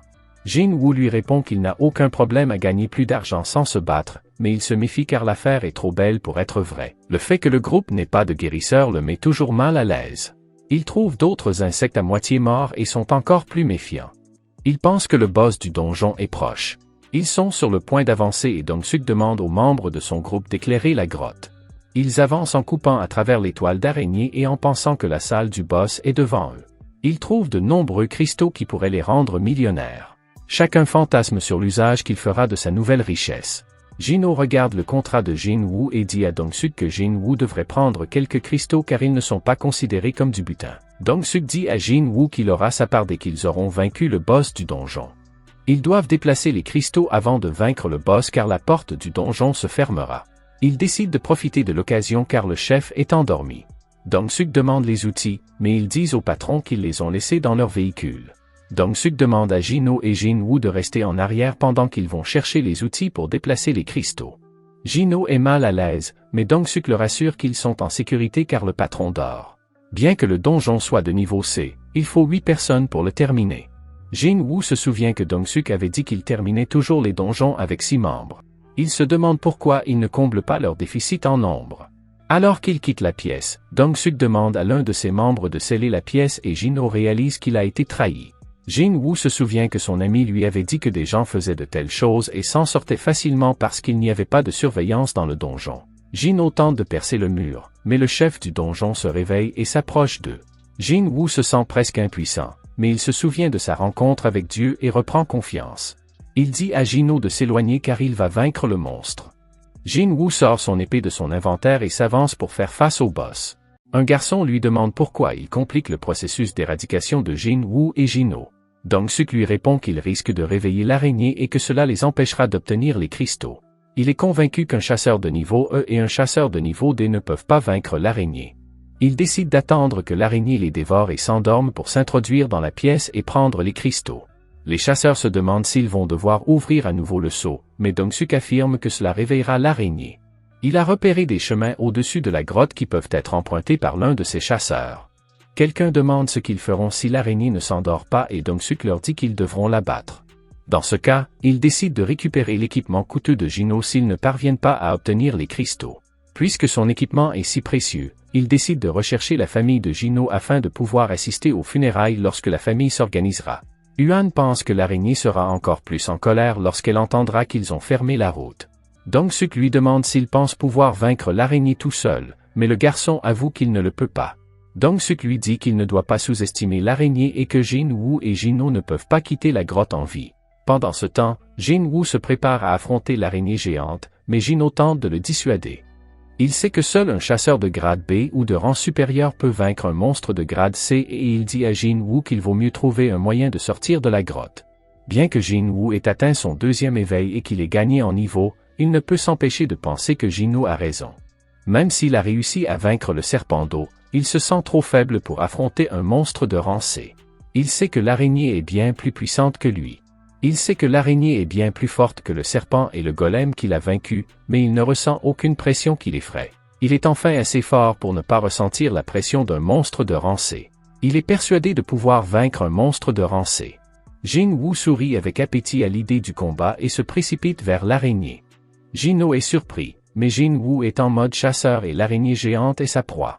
Jin-Woo est engagé dans un combat furieux avec l'araignée, qui tente d'attaquer le garçon avec ses membres acérés, mais Jin-Woo les esquive à chaque fois. Malheureusement, sa dague n'a aucun effet sur le monstre. Il est surpris par la solidité de l'armure de l'araignée. La créature tente à nouveau d'attaquer, mais Jin-Woo esquive, mais il est surpris par la puissance de son attaque. Il sait que s'il est touché par l'une de ses attaques, il perdra la vie instantanément, aussi décide-t-il d'être très prudent. Il se jette à nouveau sur l'araignée et bloque toutes les attaques du monstre. Jin-Oh s'éloigne, stupéfait par les mouvements et l'expérience de Jin-Woo au combat. Il n'arrive pas à croire que Jin-Woo est un chasseur de rang E. Il pense que Jin-Woo a été classé au rang E par erreur. Il existe de faux classificateurs qui modifient délibérément leur score magique afin d'obtenir un rang inférieur. Selon certaines rumeurs, les faux classificateurs sont des psychopathes qui aiment tuer d'autres chasseurs. Jin-Oh est mal à l'aise avec Jin-Woo et se met à genoux, se demandant pourquoi il a participé à cette expédition. Il espère pathétiquement être sauvé par un miracle. Jin-Woo continue de se battre contre le monstre, mais il ne parvient pas à lui infliger de dégâts à cause de la peau résistante de l'araignée. Jin-Woo remarque qu'il est très fatigué et décide de terminer le duel avant d'être trop fatigué pour bouger correctement. Il se souvient des capacités spéciales de sa dague et décide de viser le point faible du monstre pour que l'attaque fasse effet. Il décide de viser les yeux, mais alors qu'il court vers lui, le monstre libère de l'acide, mais il parvient à l'éviter. L'araignée est plus forte que ce à quoi Jin-Woo s'attendait. Avec ses compétences, Jin-Woo sait qu'il ne pourra pas continuer à se battre si les choses continuent ainsi. Il décide donc de porter un coup fatal à distance et utilise sa nouvelle compétence pour s'élever dans les airs et frapper le monstre, mais le pouvoir de la dague n'a aucun effet, car un seul coup n'active pas l'effet de la dague. Jin-Woo décide de frapper le monstre à plusieurs reprises. Jin-Oh continue d'observer le combat et se demande si Jin-Woo va réussir à s'en sortir. Jin-Woo se précipite encore plus vite vers le monstre et tente d'accélérer son corps, mais il est trop fatigué. Son corps s'arrête et l'araignée le plaque contre le mur comme un moucheron gênant. Jin-Woo reste au sol, incapable de bouger. et le monstre est sur le point de le tuer. Jin-Woo réclame rapidement sa récompense quotidienne et récupère entièrement sa santé. Il esquive l'attaque du monstre, mais Jin-Woo pense que le garçon s'est fait prendre. Jin-Woo frappe plusieurs fois le point faible du monstre avec sa dague. La paralysie et l'épuisement de la dague ont un effet sur le monstre et Jin-Woo finit par le vaincre, ce qui lui permet de monter en niveau. Jin-Woo est reconnaissant de ne pas avoir réclamé plus tôt la récompense pour la tâche quotidienne d'aujourd'hui. Jin-Woo le regarde, abasourdi. Il n'arrive pas à croire que Jin-Woo ait pu vaincre le monstre tout seul et est convaincu que Jin-Woo est un faux Eurank. Jin-Woo prend des matériaux précieux au patron, se demandant combien ils peuvent valoir. Jin-Oh s'approche de lui et lui propose de l'aider avec les bagages et les pierres précieuses. Il lui offre une bouteille d'eau et Jin-Woo la prend, se demandant pourquoi Jin-Oh est soudainement si formel avec lui. Soudain, Dong-suk et son groupe traversent l'un des tunnels et sont surpris de trouver Jin-Oh et Jin-Woo en vie. Pendant ce temps, Gun se tient avec son chauffeur dans la salle de réunion, parant les attaques de ce dernier. Dong-suk n'arrive pas à croire que le monstre a été vaincu. Ils savent qu'ils ne devraient pas être en mesure de vaincre le monstre même avec l'équipement de Jin-Oh, il conclut donc qu'il s'agissait d'un monstre faible. Dong-suk dit à Jin-Oh qu'il est impressionné par son équipement. Il apprend que le père de Jin-Oh est un homme riche et lui demande de tuer Jin-Woo s'il veut être libéré. Dong-suk est persuadé qu'ils ont compris que son équipe tue les autres chasseurs et vole leur butin. Il dit à Jin-Oh qu'il peut devenir leur complice s'il élimine Jin-Woo, ou qu'il les éliminera tous les deux. Dong-suk pense que Jin-Oh a éliminé l'araignée avec son équipement et il ne veut pas se battre avec lui parce qu'il craint que son équipement ait des pouvoirs spéciaux. Dong-suk le taquine parce qu'il a peur de Jin-Woo. Jin-Oh se prépare à combattre Dong-suk. Dong-suk décide d'éliminer Jin-Woo parce qu'il pense que le garçon est plus faible. Jin-Woo se prépare à les affronter, mais soudain une demande urgente apparaît sur son écran. Un chasseur voit que Jin-Woo est distrait et lui jette un puissant sort, le faisant s'écraser contre le mur. Pendant ce temps, Gina se tient au bord de la route et certains de ses amis l'appellent. Elles entrent dans un café et commencent à parler de ce qui se passe dans leurs équipes respectives. Gina demande à Ijan comment s'est déroulé l'entraînement avec Mademoiselle Cha dans le donjon. Ijan lui répond que c'était ennuyeux parce que Cha a réussi à vaincre tous les monstres facilement. Gina interroge Ijan sur le chasseur qui aspire à devenir capitaine de sa guilde et elle lui dit qu'elle ne l'aime pas. Gina leur dit qu'ils ont tous de la chance d'être dans des guildes de haut niveau. Pendant ce temps, Jin-Oh regarde Jin-Woo qui a été assommé. Dong-suk lui annonce que Jin-Woo est mort et Jin-Oh n'est pas heureux de l'entendre. Jin-Woo est sur le point de perdre connaissance, mais il se rend compte que le système lui demande d'éliminer les personnes qui essaient de le faire disparaître. Il se rend compte que le système le veut vivant et fort, et il se remet sur pied. Dong-suk est surpris de voir cela, tandis que Jin-Oh est soulagé. Jin-Woo décide d'utiliser le système à son avantage. Dong-suk se moque de Qian pour avoir retenu son attaque. Jin-Woo leur demande s'ils sont prêts à devenir des proies plutôt que des chasseurs. L'un des subordonnés de Dong-suk décide de s'occuper de Jin-Woo. Il se moque de lui quand, soudain, Jin-Woo le tue d'un coup de poignard. Tout le monde est surpris et le système compte les corps. Ils se demandent comment il a pu vaincre leurs collègues, alors qu'il ne faisait qu'obéir au système. Jin-Woo n'arrive pas à croire qu'il vient d'ôter une vie. Il sait qu'il aurait perdu la sienne s'il ne l'avait pas fait, et décide donc de poursuivre le combat pour devenir plus fort. Ils l'attaquent tous en même temps, mais il bloque leurs attaques et esquive. Il abat un autre chasseur et un autre essaie de l'éliminer, mais il l'élimine aussi. Les autres se demandent comment un chasseur de rang inférieur peut se déplacer aussi rapidement. Jin-Woo élimine tous les chasseurs un par un et Dong-suk demande à Kan de l'attaquer avec un sort, mais Jin-Woo l'esquive et l'élimine. Il ne reste plus que Dong-suk et Jin-Oh peut voir que Jin-Woo est beaucoup plus fort que lorsqu'il a combattu l'araignée. Dong-suk n'arrive pas à croire que Jin-Woo a éliminé toute son équipe et il se rend compte que Jin-Woo cachait sa véritable force. Dong-suk utilise sa capacité de renforcement pour rendre sa peau impénétrable à la dague de Jin-Woo. Jin-Woo n'est pas en pleine possession de ses moyens car il vient de combattre le chef et ses subordonnés. Dong-suk se jette sur Jin-Woo et tente de le frapper, mais Jin-Woo est beaucoup plus rapide que lui et l'écrase au sol. Il dit à Dong-suk que même s'il est fort, il n'a cessé de monter en niveau. Dong-suk n'arrive pas à croire que Jin-Woo est un chasseur de niveau E. Il supplie Jin-Woo d'avoir pitié de lui en échange d'un paiement. Jin-Woo, cependant, le tue et le donjon commence à se fermer parce que le chef a été vaincu. Ils sortent du donjon et un officier s'étonne que seuls des chasseurs de bas rang aient survécu. Elle remarque l'équipement de Jin-Oh et s'étonne qu'il ait le matériel le plus récent. Jin-Woo est surpris d'avoir été récompensé pour avoir pris la vie des chasseurs. Il reçoit donc une nouvelle compétence qui réduit toutes les capacités de 50%. La jeune fille pense qu'ils ont survécu grâce à l'équipement de Jin-Oh, tandis que Jin Woo se cache derrière lui. Un homme immense regarde par la fenêtre, prêt à passer à l'action. Jin Chul reçoit le rapport des 6 chasseurs qui ont perdu la vie dans le donjon de rang C. Il constate que les seuls survivants sont de rang D et E, et suppose qu'ils se sont échappés du donjon. Son assistant lui explique qu'ils ne se sont pas échappés, mais qu'ils ont tué le monstre. Il dit que Jin-Oh possède un équipement coûteux et qu'il a probablement joué un rôle essentiel dans leur réussite. Il lui demande d'enquêter sur l'affaire s'il pense qu'il y a quelque chose de suspect. L'assistant dit que Jin Woo était le 2e survivant et que le chef se souvient qu'il était le seul survivant de l'autre donjon. Jin Woo rentre chez lui et sa sœur l'accueille. Elle lui demande s'il s'est passé quelque chose de bien, mais il lui répond qu'il n'est pas sûr que ce qui lui est arrivé soit bien, mais qu'il a réussi à économiser pour payer les dépenses de sa mère et pour subvenir à leurs besoins. Gina pense qu'il est inhabituel pour Jin Woo de dépenser de l'argent, car il est habituellement avare. Gina l'interroge sur le dernier raid dans le donjon. Elle pense que ses camarades se sont trompés de niveau de difficulté car il est revenu sans blessure. Cela lui rappelle ses salauds et il reste sans voix. Gina lui demande s'ils ont réussi à vaincre l'ennemi, mais Jin Woo est perdu dans ses pensées et ouvre sa bière. Il se souvient de la façon dont il a pu vaincre facilement cette racaille humaine, malgré les différences de force. Il n'a pas hésité à l'époque et ne les a pas méprisés, mais il se demande s'il est devenu plus courageux en devenant plus puissant. Sa bière coule sur ses genoux, mais Jin Woo ne le remarque pas. Jin Woo a des remords parce que ses adversaires étaient des humains et non des bêtes magiques. Il revient à la réalité et sa sœur lui demande s'il se sent malade, mais il ment et dit qu'il pensait à l'argent qu'il a dépensé. Gina lui dit de ne pas l'effrayer ainsi et il décide de ne plus penser au passé. Il sait qu'il doit devenir plus fort pour protéger sa famille. Il reçoit une notification indiquant qu'il a ingéré une substance nocive et le système le désintoxique automatiquement.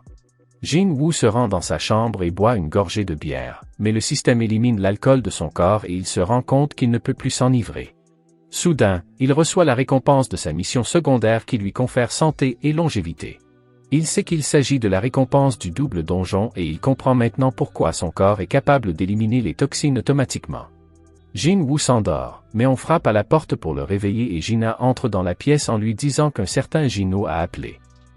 Gina voit la canette de bière sur le bureau et lui dit que l'alcool est toxique, mais il lui répond qu'il va bien. Il rencontre Jin-Oh dans un café. Jin-Oh s'excuse de l'avoir appelé à l'improviste. Jin Woo le remercie de lui avoir donné la gemme magique et d'avoir gardé le secret sur l'incident avec le gang des bâtards. Jin-Oh lui dit qu'il comprend qu'il s'agissait de légitime défense et Jin Woo lui demande pourquoi il l'a appelé. Jin-Oh lui demande de former une équipe, mais Jin Woo refuse immédiatement. Jin-Oh lui dit qu'il a seulement besoin de son aide pour les 19 raids et Jin Woo pense qu'il veut devenir un maître de guilde. Jin-Oh le supplie de l'écouter et Jin Woo décide de lui donner une chance. Jin-Oh lui explique qu'il veut obtenir sa licence et que pour cela, il doit participer à 20 raids dans le donjon. Il dit à Jin Woo que cette mission était sa première. Jin-Oh dit qu'il peut réussir l'examen écrit parce qu'il a beaucoup étudié, mais il n'est pas sûr de ses aptitudes au combat. Jin-Oh dit qu'il le fait pour l'entreprise parce que son père veut qu'une guilde soit fondée. Jin Woo est surpris, mais il sait que le donjon contient de nombreux objets de valeur qui peuvent être utilisés pour créer des objets. Lui comprend que l'entreprise veut conquérir les donjons et s'emparer de tout le butin. Jin-Oh explique que son père veut engager un chasseur de rang S comme chef de guilde, tandis que son frère en sera l'assistant. Jin Woo sait qu'il n'y a que 7 chasseurs de rang S dans le pays et Jin-Oh lui dit que le chasseur de rang S qui n'a pas rejoint une guilde a pris sa retraite. Jin Woo se rend compte que Jin-Oh a l'intention de voler les chasseurs de rang S à d'autres guildes et il lui déconseille de le faire car la guilde deviendrait son ennemi. Jin-Oh dit à Jin Woo que son frère n'est pas assez puissant et Jin Woo se rend compte que Jin-Oh veut devenir plus fort pour devenir le maître de la guilde. Jin-Oh lui dit que son père croira qu'il est devenu plus fort s'il termine un donjon avec un chasseur de bas niveau. Il sait que Jin Woo est tout au plus un chasseur de niveau B, et il est sûr que faire équipe avec lui serait productif. Il lui envoie des plans de construction en guise de récompense pour le raid. Jin Woo les regarde et pense que la somme est trop insignifiante pour qu'il puisse un jour dépasser son rang. Jin Woo sait qu'il serait dangereux de faire équipe avec des gens qui ne comprennent pas le concept de monter en grade. Il refuse l'offre et Jin-Oh le supplie de garder son secret à vie s'il lui propose de l'aider. Jin Woo lui lance un regard mortel et Jin-Oh est surpris. Dong-Suk demande à son assistante de lui apporter les documents contenant des informations sur Jin Woo et Jin-Oh. Laura les apporte dans la pièce et il est furieux que son frère ait perdu la vie. Elle tente de le réconforter, mais il l'interrompt et demande les documents. Il lui demande ce qui se serait passé s'il avait tué quelqu'un dans un autre pays. Elle ne peut pas croire qu'il pense à faire cela. Elle lui dit qu'il serait poursuivi par le pays s'il a un traité avec les chasseurs. Elle lui dit que si le pays n'en a pas, son pays le persécutera. Elle lui dit qu'il peut négocier avec le gouvernement. Il lui demande de changer de programme, mais elle lui répond que ces changements affecteront le fonctionnement de la guilde. Il lui demande où en est son emploi du temps et elle lui répond qu'il est complet. Il lui dit d'annuler pour plus tard et elle va s'en occuper. Il voit que Jin-Oh est un dé et Jin-Woo un chasseur de grade E. Il espère qu'ils seront encore en vie lorsqu'il ira à Dolo.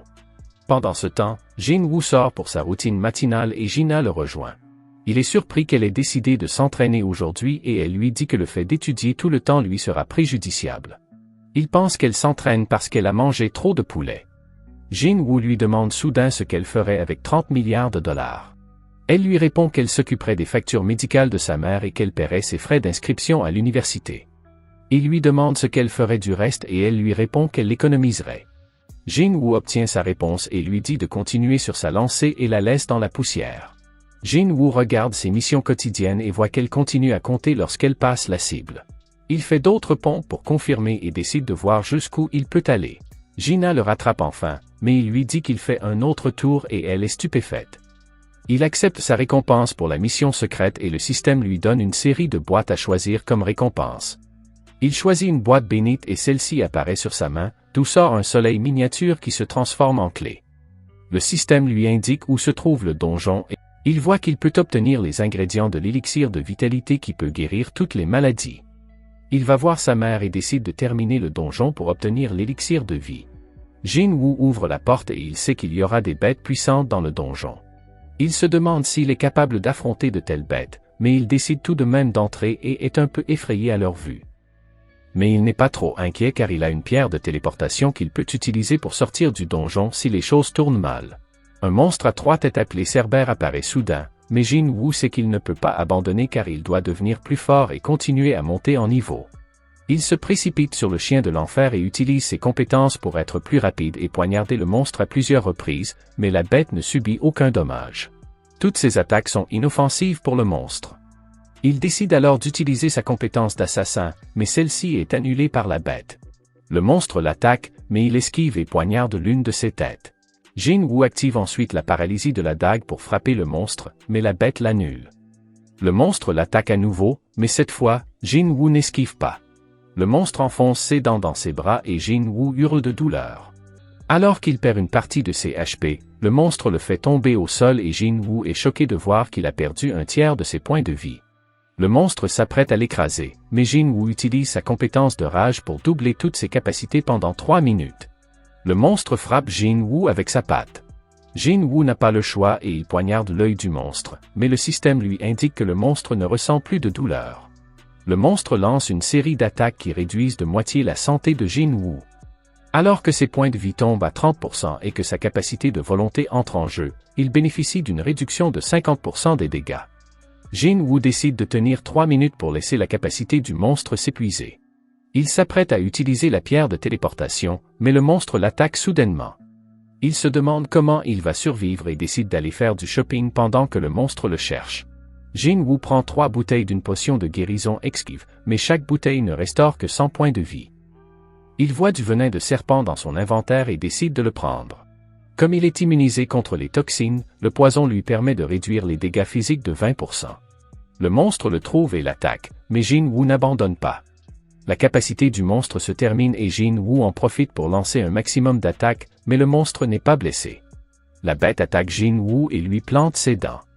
Jin-Woo utilise ses dernières forces pour continuer à attaquer le point faible du monstre et celui-ci finit par tomber. Le système indique qu'il a vaincu le Cerbère et monte en niveau. Ses blessures guérissent et le système lui montre les objets qu'il a obtenus pour vaincre le monstre. Jin-Woo obtient une clé qui ouvre la porte du château du démon et soudain, il reçoit un objet aléatoire qui s'ouvre pour révéler l'élixir de vie. Jin-Woo constate qu'il a besoin de 3 matériaux pour créer l'élixir et que ces matériaux se trouvent dans le château du démon. Son expérience avec le Cerbère lui a fait comprendre qu'entrer dans le château le mènerait sûrement à la mort. Jin-Woo décide de retourner au donjon dans un avenir proche, lorsqu'il sera suffisamment fort. Jin-Woo rend visite à sa mère à l'hôpital et s'assoit à côté d'elle tout en contemplant la recette de la potion de l'élixir de vie, dont la description dit qu'elle peut guérir toutes les maladies, donc peut-être qu'avec cela il pourrait ramener sa mère de son long coma. L'élixir nécessite 3 objets différents, mais il n'en a aucun, il ne peut donc pas le créer maintenant, mais il sait où il peut trouver les objets. Mais entrer dans ce donjon maintenant reviendrait à se suicider avec son niveau actuel, aussi Jin-Woo décide-t-il d'y retourner une fois qu'il aura gagné en niveau et en force. Il retrouve Jin-Oh et décide d'accepter son offre de participer à 19 autres raids avec lui. Jin-Oh est aux anges, mais il y a des conditions. Jin-Woo veut seulement que lui et Jin-Oh entrent dans les donjons, personne d'autre. Jin-Oh est choqué car il n'est pas possible qu'il veuille qu'il ne s'attaque qu'au donjon de Rancé, mais c'est exactement ce que veut Jin-Woo. Jin-Oh essaie d'évoquer la règle des 8 membres de l'équipe pour entrer dans un donjon de Rancé, mais ils peuvent toujours engager des gens pour s'asseoir à l'extérieur pendant qu'ils conquièrent le donjon. Terminer tous les raids dans les donjons serait certainement un exploit que son père pourrait apprécier. Jin-Oh n'a d'autre choix que d'accepter. Il se lève et dit à Jin-Woo qu'il peut créer un plan pour faire face aux raids et rassembler ses coéquipiers. Plus tard, nous voyons la tueuse de Rancha et s'entraîner, tandis que le caméraman fait son travail. Elle s'assoit pour une pause et appelle la personne qui se cache. L'homme d'affaires en costume sort et lui dit qu'il est venu lui parler. Il lui tend sa carte de visite en tant que représentant d'une société. Pendant ce temps, Jin-Oh fait un tour en voiture avec son père, qui lui explique que le monde a commencé à tourner autour de l'exploration de donjons depuis l'apparition du premier portail. Dans ce monde, tout, de l'économie à la politique en passant par les théories du complot et même la production d'énergie, est lié à l'exploration des donjons. La production d'énergie s'oriente vers la magie, et son entreprise doit donc trouver un moyen d'obtenir ces précieux cristaux d'énergie. Il prévoit de faire des chasseurs la guilde la plus puissante du jeu. À l'heure actuelle, il forme la guilde des chasseurs, la guilde du tigre blanc, la guilde des démons, la guilde de la renommée et la guilde des chevaliers. Ce sont les 5 guildes les plus puissantes de Corée, et elles détiennent le monopole de toutes les ressources des donjons. Il ne peut pas rester les bras croisés face à ce monopole, surtout lorsque les ressources tombent entre les mains de personnes qui ne pensent qu'à elles, alors qu'il a grandement contribué au développement du pays. C'est pourquoi il veut fonder une guilde. Jin-Oh écoute le discours de son père et est d'accord avec lui, mais il se demande intérieurement s'il a vraiment ce qu'il faut pour diriger une guilde. Dans le parc, Jin-Woo s'entraîne, mais cette fois-ci, il ne compte plus au-delà de 100. La dernière mission bonus a donc dû être unique et sûrement décevante, car il espérait obtenir un autre butin spécial en refaisant cette mission, mais même si ce n'est qu'une récompense normale, il pourrait toujours trouver quelque chose de bien, comme une clé de donjon. Il choisit la boîte à Ramum et espère obtenir quelque chose de bon, mais tout ce qu'il obtient est une carte de bingo. Il accepte sa malchance et commence à marcher vers la maison. Il pense que les 3 points d'agilité qu'il a obtenus pour l'entraînement du matin ne sont plus suffisants pour le niveau de croissance qu'il souhaite.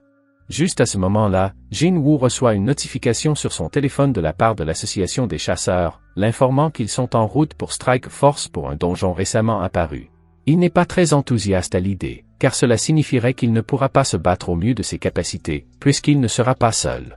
Mais il préfère un peu de combat à rien du tout. Pendant ce temps, dans un dojo, 2 épéistes font une pause après un entraînement et voient un visage familier. Son élève le félicite d'être si bon au sabre, mais il aurait aimé avoir la chance de s'entraîner quand il avait encore ses 2 bras. Il reçoit le même avertissement de la part du groupe de travail et son élève lui demande s'il ne va pas prendre sa retraite de chasseur après une telle blessure. Il repense aux événements de ce jour-là et à la façon dont il a réussi à survivre grâce à Jin-Woo. Nous voyons un autre survivant du premier donjon qui joue avec sa fille lorsqu'il annonce à sa femme qu'il a été appelé dans une autre équipe. Elle lui demande s'il peut vraiment se retirer du métier de chasseur et trouver un autre emploi. Elle veut juste que son mari revienne vivant à la maison. Mais en même temps, ils ont une petite fille dont ils doivent s'occuper et l'université ne se paiera pas d'elle-même, alors il doit gagner de l'argent d'une manière ou d'une autre. Ailleurs, Baek est en colère après qu'une interview inconfortable lui a été imposée et regarder l'enregistrement le fait grimacer, même si l'offre pour l'interview disait qu'il s'agissait d'un chasseur honnête et talentueux. L'autre lui parle du plan de la société Eugen, détenue par le père de Jin-Oh, qui essaie de créer sa propre guilde. Baek sait déjà tout puisqu'ils ont essayé de voler certains de leurs chasseurs, mais il sait qu'il n'a pas été appelé ici uniquement pour cela, alors il demande une fois de plus à connaître la vraie raison. Joué est toujours aussi déprimée que la dernière fois que nous l'avons vue. Elle est au téléphone avec sa mère qui lui demande si elle va bien et elle essaie de la convaincre qu'elle va mieux.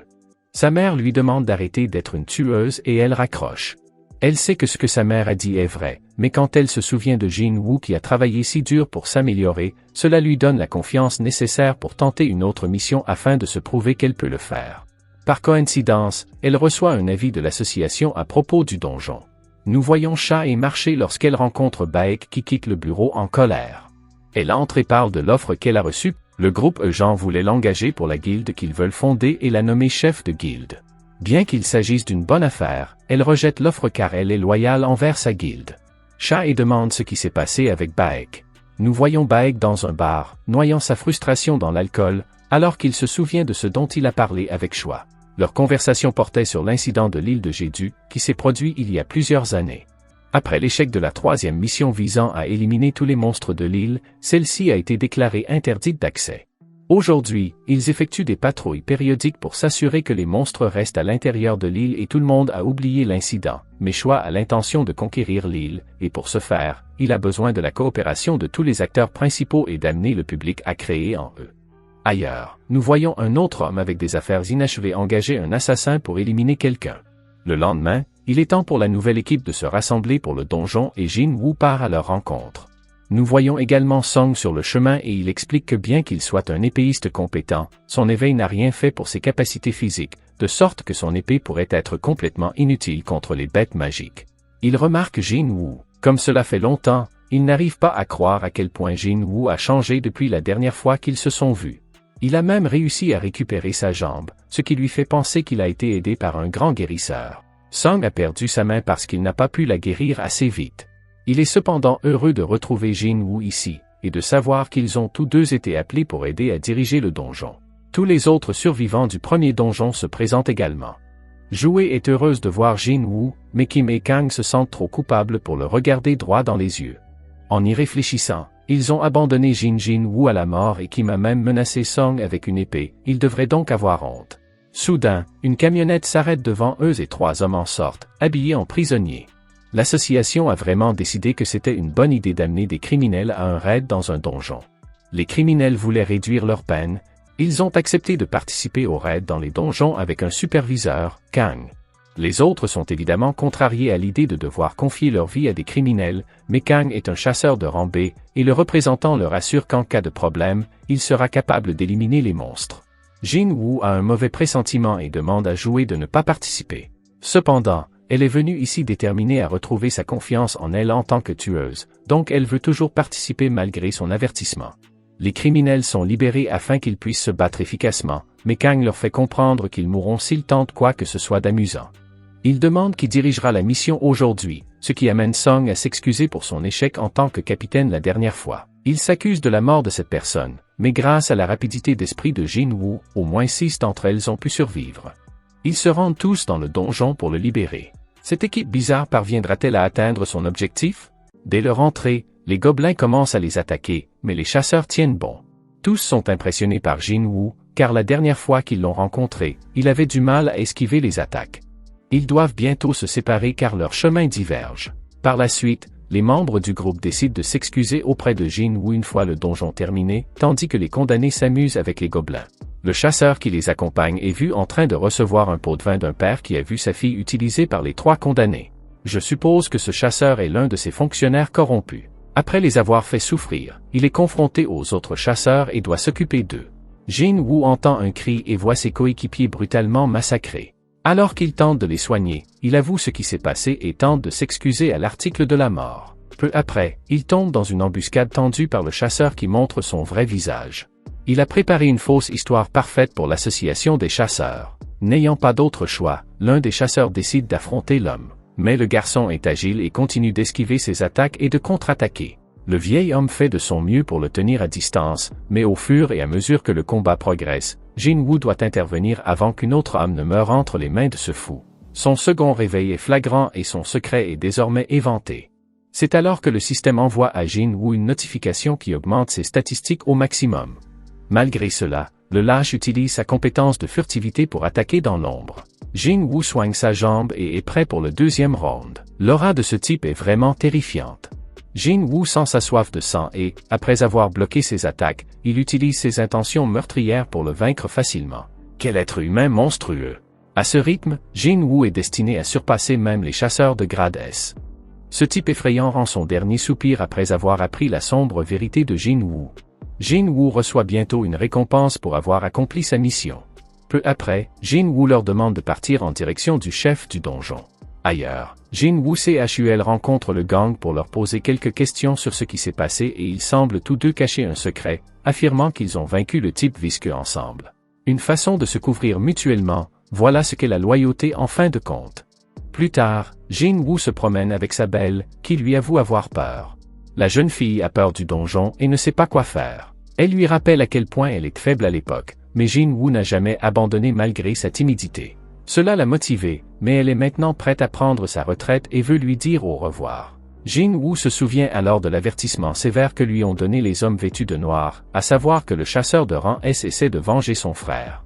Cette nouvelle prend Jin Woo au dépourvu, car les chasseurs de rang S sont connus pour être au-dessus de la loi. Malgré cela, Jin Woo continue d'accomplir des quêtes dans les donjons pour monter rapidement en niveau.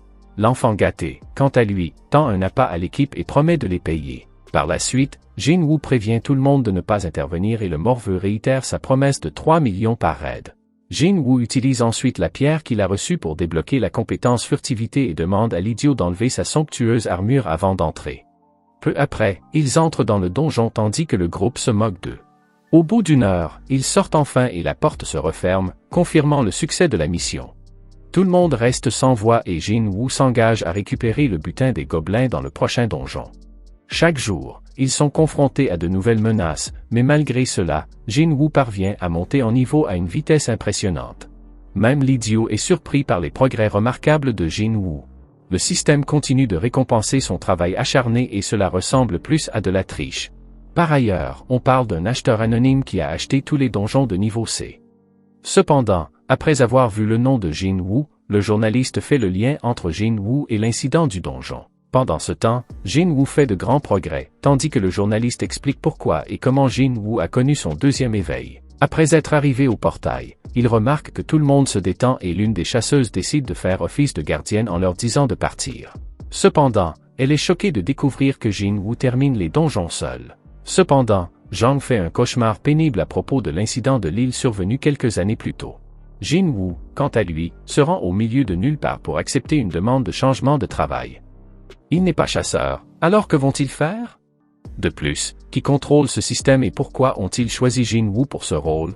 Quoi qu'il en soit, le portail s'ouvre de la manière la plus épique que l'on puisse imaginer. Alors que notre garçon entre, la scène se déplace vers une famille de classe moyenne.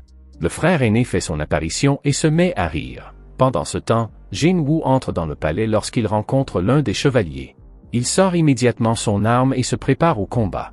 Le chevalier ne se laisse pas décourager, car son épée est incapable de le blesser, ce qui s'avère être un défi pour Jin Woo, jusqu'à ce qu'il utilise ses mains nues pour le déchirer membre par membre. Les milliardaires continuent de parler comme s'ils étaient les maîtres du pays et le frère aîné raconte ses succès avec les guildes extérieures. Il tente de minimiser les efforts de Jin Woo en qualifiant de médiocres ses incursions dans les donjons. Notre protagoniste, quant à lui, travaille dur et rencontre même un ninja furtif. Jin Woo doit affronter à la fois des chevaliers, des archers et des mages. Jin Woo manque rapidement d'endurance. De l'autre côté, l'homme aux lunettes rassemble son équipe, tandis que Jin Woo anéantit ses paysans. Ses dégâts physiques ont augmenté et il a également obtenu un nouvel équipement qui s'est synchronisé avec son corps. Après cela, Jin Woo est prêt à affronter le boss final et à terminer ce donjon. Rien qu'à l'aura puissante derrière la porte, on peut dire que ce sera un défi pour Jin Woo. Igri, le tueur de dragons rouges, l'affronte immédiatement et ses coups sont dévastateurs. Igri est de rang S et dépasse les attentes de Jin Woo. Aucun des adversaires que Jin Woo a combattus ne possède ce niveau de vitesse, de technique, d'agilité et de force. Après avoir pesé ses options, Jin Woo jette son arme et Igri fait de même. Voilà un chevalier d'honneur. Pendant ce temps, le président reçoit la visite de son subordonné et un appel téléphonique du type aux yeux, le remerciant d'avoir approuvé la mission. C'est nécessaire pour toutes les parties concernées. Le président lui souhaite bonne chance, car il en aura besoin. En parlant de chance, Jin Woo en a besoin pour avoir une chance contre cette monstruosité. Jin Woo supplie pour sa vie et utilise toutes les astuces de son arsenal, mais elles ne suffisent pas face à la force brute et à la technique impeccable du chevalier. Igri ne commet aucune erreur et exploite toutes les opportunités. Il punit littéralement Jin Woo et l'accule. Alors que Jin Woo tente de se sauver, Igri reste silencieux avant d'invoquer son épée pour mettre fin au combat. Heureusement, Jin Woo parvient à bloquer l'attaque. Jin Woo utilise toutes ses forces pour déchaîner un barrage de coups dévastateurs. Mais ce n'est pas fini, car des portails commencent à s'ouvrir derrière lui. Jin Woo n'a presque plus de HP et les magiciens continuent d'annuler ses pouvoirs, le forçant à rejoindre le combat. Il jette la pierre de téléportation et c'est un désastre pour Jin Woo. Jin Woo commence à les attaquer sans relâche, mais ses morceaux d'armure sans vie n'en finissent pas. Sa vision se brouille et, soudain, il commence à avoir des hallucinations et à entendre les voix de ses anciens coéquipiers. Même son passé commence à le critiquer. Le président, quant à lui, raconte à son subordonné l'incident de l'île et à quel point il a été horrible.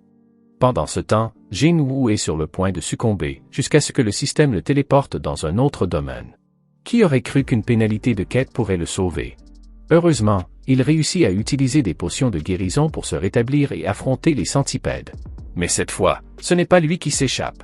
Après avoir terminé la mission, il monte en niveau et commence à ajuster son équipement. Il trouve l'épée de chevalier, une lame capable de traverser les armures. Maintenant qu'il est prêt pour le combat, Jin Woo attend avec impatience le prochain round. Pendant ce temps, l'homme aux 4 yeux et sa bande se dirigent vers l'île pour achever leur mission de reconnaissance, tandis que Jin Woo est occupé à mettre à mal quelques chevaliers. Bien qu'il en ait tué plusieurs, il ne gagne pas de points, ce qui lui fait penser que ce sont les mages qui les ont invoqués, et il décide donc de les détruire. Maintenant qu'il a trouvé leurs points faibles, Jin Woo commence à se concentrer sur l'efficacité de son combat. Avant même de s'en rendre compte, il s'est occupé de 70% du groupe d'ennemis et se retrouve finalement face à un golem géant. Ces magiciens ne plaisantent pas, et Jin Woo non plus, car il ne laisserait personne se mettre en travers de son chemin. Jin Woo élimine le golem d'un seul coup et réussit sa mission. Le système lui offre le prix promis, la nécromancie, la capacité de créer sa propre armée des ombres. Un type de magie qu'il n'a jamais expérimenté. Il reste cependant perplexe jusqu'à ce qu'il comprenne qu'il s'agit d'une capacité utilisée par les magiciens. La possibilité d'invoquer une armée entière semble vraiment tentante. Jin Woo n'a d'autre choix que d'accepter. Ensuite, une aura sombre l'enveloppe tandis que le système continue d'envoyer des notifications de bonus. Le roi des ténèbres est sur le point de naître et, par un retournement de situation inattendu, il décide de donner à sa nouvelle capacité une chance de réussir. Il décide de tester sa nouvelle capacité et utilise le mot de commande « Rise » pour invoquer des chevaliers sans vie. C'est alors qu'il décide d'invoquer Igri. Mais sa tentative échoue et il n'a plus que 2 chances d'essayer. Après un nouvel échec, Jin Woo est de plus en plus désespéré.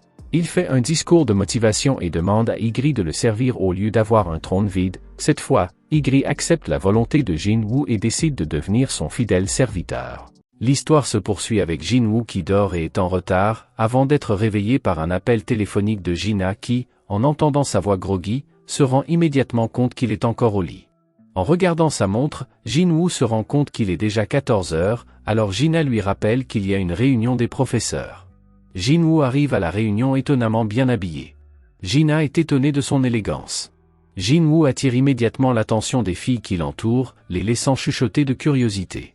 Remarquant cela, Gina le taquine en lui disant qu'il n'a pas encore de petite amie, lui proposant de lui en présenter une, mais il rejette l'idée avec colère.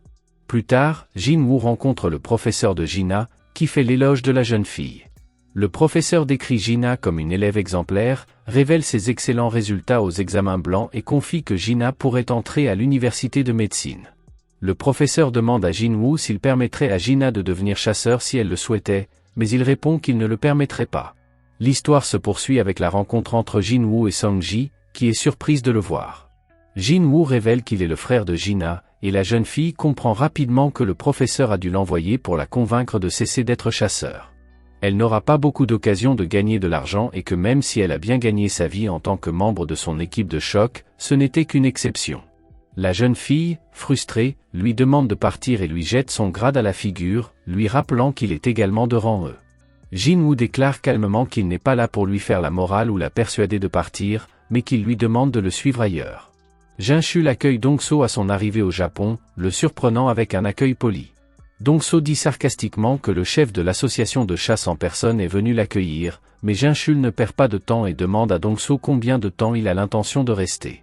Dong-So le rassure en lui disant qu'il ne s'inquiétera pas car il ne restera pas longtemps.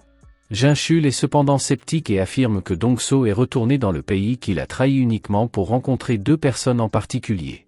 Dongso sourit, confiant que Jinchul connaît la vérité sur sa visite et suggère avec inquiétude que l'équipe de surveillance devrait fermer les yeux sur ce qui arrive à ces 2 personnes dans un donjon, révélant son intention d'éliminer Jinwoo en premier. Dongso affirme avec confiance qu'il ne pourra pas l'arrêter et Jinchul répond simplement qu'il ne fait que son devoir. Ailleurs, nous voyons des monstres déchargés de l'hélicoptère que le maître de guilde Choi Jong-in et les autres ont utilisé pour leur mission. Choi informe le président de l'association des chasseurs de la situation et celui-ci explique que les monstres ont tenté de traverser la mer pour atteindre le continent, mais qu'ils n'ont pas pu tenir le coup et sont tombés à l'eau.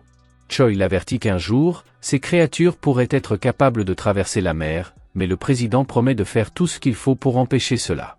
Pendant ce temps, Jinwoo rencontre Sang, surpris par l'appel téléphonique inattendu, et il remarque que Song-ji est avec lui. Jinwoo s'excuse pour cette demande soudaine, mais Sang lui assure qu'il n'y a pas de problème, bien qu'il soit curieux de savoir si Jinwoo est intéressé par l'observation de leur entraînement. Sang explique qu'il s'agit d'une porte de niveau S et qu'elle est apparue récemment. Alors qu'ils discutent, un homme impatient les interrompt en disant qu'ils devraient commencer le raid car ce n'est pas une partie de plaisir.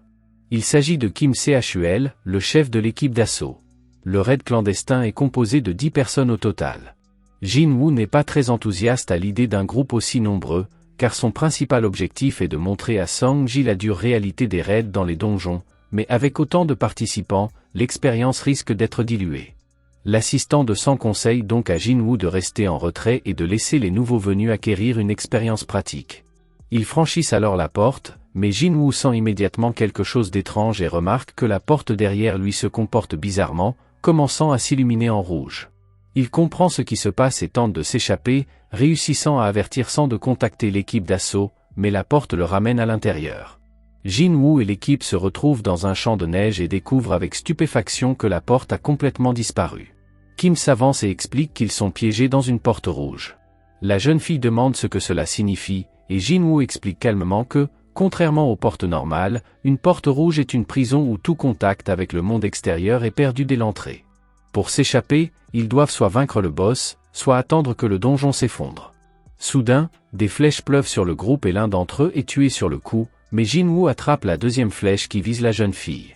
L'équipe se rend compte qu'elle est entourée d'elfes de glace. Jinwoo constate que les elfes ont pris pour cible les membres les plus faibles du groupe et reconnaît que si cela s'était produit il y a 2 mois, ils n'auraient pas survécu. Les elfes de glace se retirent, laissant la jeune fille perplexe. Jinwoo lui explique alors que les elfes de glace sont des prédateurs sans pitié. Soudain, Kim prend les choses en main en annonçant qu'aucune aide ne viendra dans cet endroit et il insiste pour qu'ils suivent ses ordres s'ils veulent survivre. Il leur propose ensuite de se diviser en 2 équipes, affirmant que cela améliorera leurs chances de survie. La plupart des membres du groupe acceptent de suivre Kim, mais il identifie rapidement les membres les plus faibles en refusant de les emmener avec lui et explique que leur présence ralentirait l'équipe. Il déclare ensuite qu'une journée dans ce donjon équivaut à 1 heure à l'extérieur et qu'il faudra des mois pour vaincre le boss ou attendre que le donjon s'effondre. Une fille du groupe décide de rester avec Jinwoo et Kim pense que c'est une décision stupide, mais la fille est sûre que Kim n'a pas remarqué la flèche plus tôt et chuchote discrètement à Jinwoo qu'elle a remarqué ses réflexes plus tôt, convaincue qu'il est beaucoup plus fort qu'il n'en a l'air. Kim déclare qu'elle prendra la route principale, supposant qu'il s'agit du meilleur itinéraire, et Jinwoo propose de conduire son équipe à travers la forêt. Au bout d'un moment, le groupe de Kim remarque des marques de griffes sur les arbres et déclare qu'ils sont entrés dans le territoire des ours de glace. Le groupe trouve l'une de ces énormes créatures en train d'attaquer, mais Kim bloque l'attaque avec son bouclier et coupe l'ours en 2 avec sa hache. Sans hésiter, elle attaque les 2 autres ours, assurant ainsi sa sécurité. Le groupe de Jinwoo est arrêté par la jeune fille qui lui montre des marques de griffes et l'avertit qu'il se trouve sur le territoire d'un ours des glaces. Elle leur suggère de faire demi-tour pour éviter une rencontre désagréable. Jinwoo n'est pas d'accord et leur suggère plutôt d'aller plus loin, expliquant que puisque c'est le territoire des ours de glace, ils n'auront à s'inquiéter que des ours, qui sont plus faibles que les elfes. La jeune fille se rend compte que Jinwoo a raison, car aucune autre bête magique n'entrerait dans cette zone à cause de la domination des ours. La jeune fille reste perplexe et demande à Jinwoo qui il est vraiment, mais il évite la question, lui rappelant que c'est lui qui l'a amenée ici et qu'il est de sa responsabilité de la protéger. Pendant ce temps, Sang observe la lueur rouge inquiétante à l'extérieur de la porte et conclut que cette porte est une mauvaise nouvelle. Dongso arrive soudain avec Jinchul. Dongso se plaint de la porte rouge, affirmant que Jin-Woo mourra probablement à l'intérieur avant d'avoir une chance de la rencontrer.